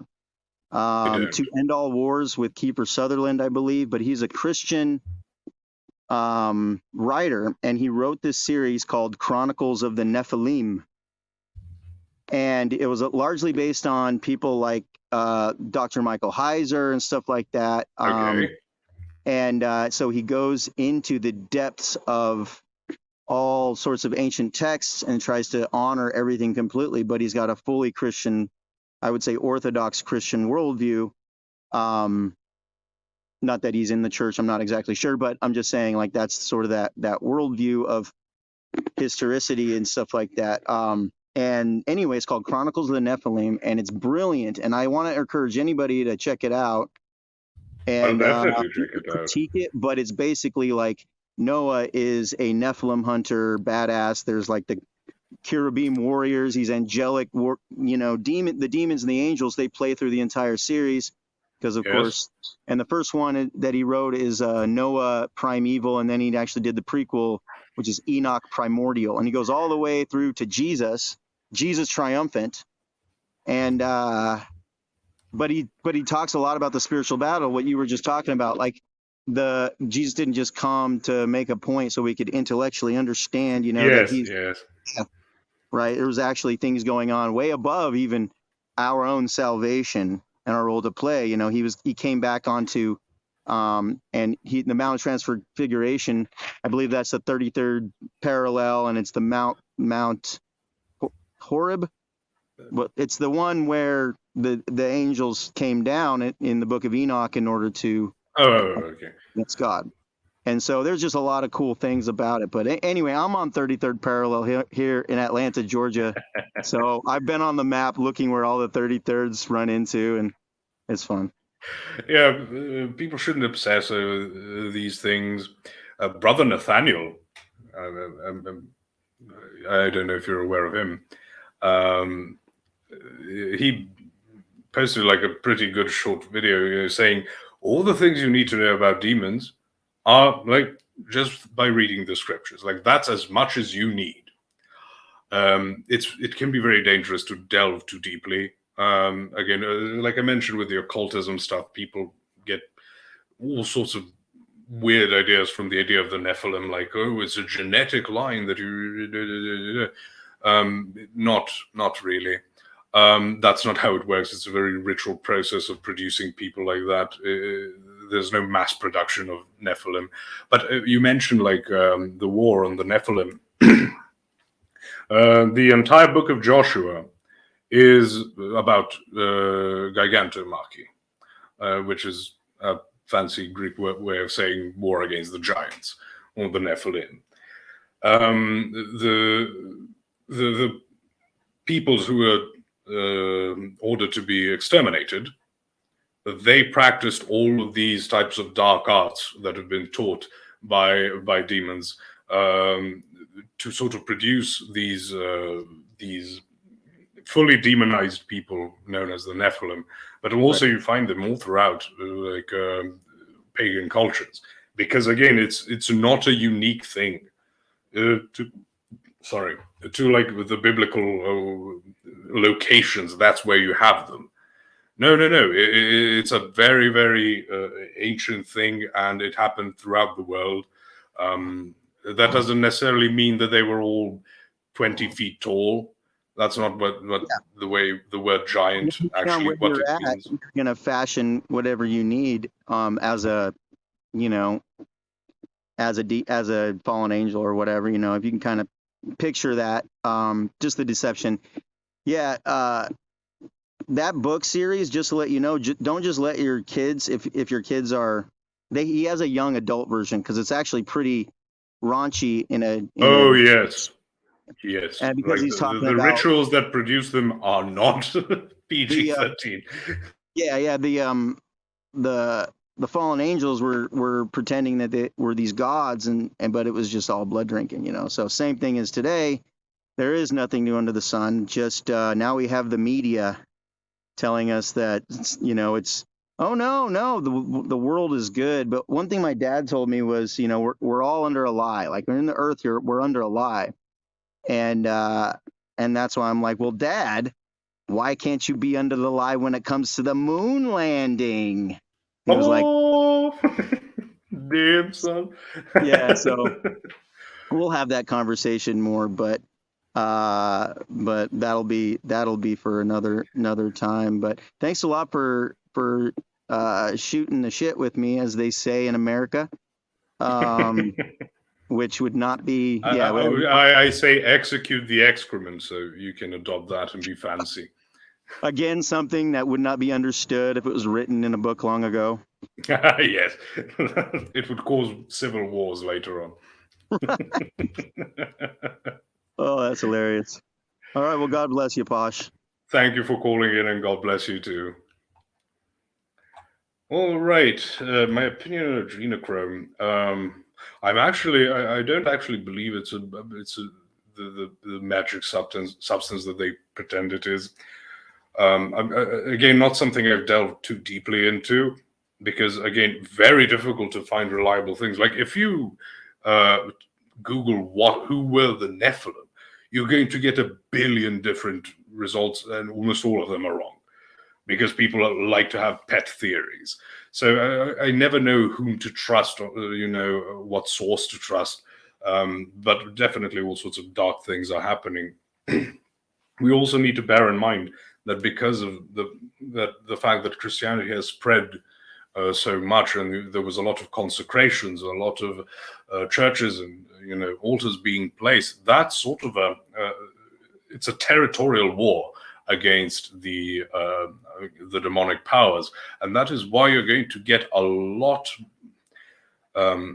worse things, being attested to and witnessed in places where there was basically no churches like that. So parts of Asia, Africa, South America, because it is a territorial war, and when you have people, even saints, who are sort of confused about the idea that Nephilim are these people being produced by these ritual methods, these children, I mean, being produced, and then after birth, they have these superhuman qualities to them. Even saints who say, well, why isn't it happening today? And, I think it was St. John Cantius who sort of said that, but you've already undergone quite a bit of winning on the conquest over the territories spiritually. It's a very prominent thing in the biblical texts that sin pollutes the land. We see that already with Cain and Abel, right? But we see that all throughout, that's why you had to have consecrations in both the Old Testament, but in the New Testament, again, new context. But so, we don't tend to use a lot of blood nowadays. So thank you, Jesus, for that. It is territorial warfare. And it's not like you're just going to find some type of DNA, because these, again, people really have reduced the spiritual to like an aberration of what we would see in the physical. It's like a suspending of the laws of nature and whatever. So that's enough for today, I believe. We've gone for almost 3.5 hours. So memberships should be coming soon. I'm almost a third way there in watch time for monetization. And then I'm going to have to pester Jim Bob about making emojis. So it's going to be interesting. But apart from that, I'll be continuing my series on analyzing certain words. Just today, I mean, just during the course of this discussion, I've thought of a couple I should address, and maybe I can think of smaller words, like ones that aren't as prominent, like I went with justice, because someone mentioned justification. Justification means like a realignment towards God, like the way you would justify things for them on a Word document, right? That's what it means. It's not like, oh, now you're considered just in the sense of you're a good guy, you're a good person in good standing with God necessarily. It's more being realigned towards God. That's justification. Another one was testing. I mentioned testing. Has DPH gone live? I'm horrible at organizing this. So testing, like being a blacksmithing term, it's a purifying process to purify the metal. So it's not an examination where you succeed or fail. It's the idea that you're being purified, right? It's not God, well, let's see what this guy will do, whether he will get an A or an F, because those would be the options, I suppose, if we took it in that way. So I will be doing those in more like clusters that would make some more sense. But that's basically it. So I think it was a lot of good conversation today. Joyful Matthew says, excellent podcast, brother. Thank you. And thank you for participating. I always like, this is what I see as debate, basically having conversations. I don't prefer it with blood sports, because then too much falls to the rhetoric. So thank you everyone for calling in and for being here.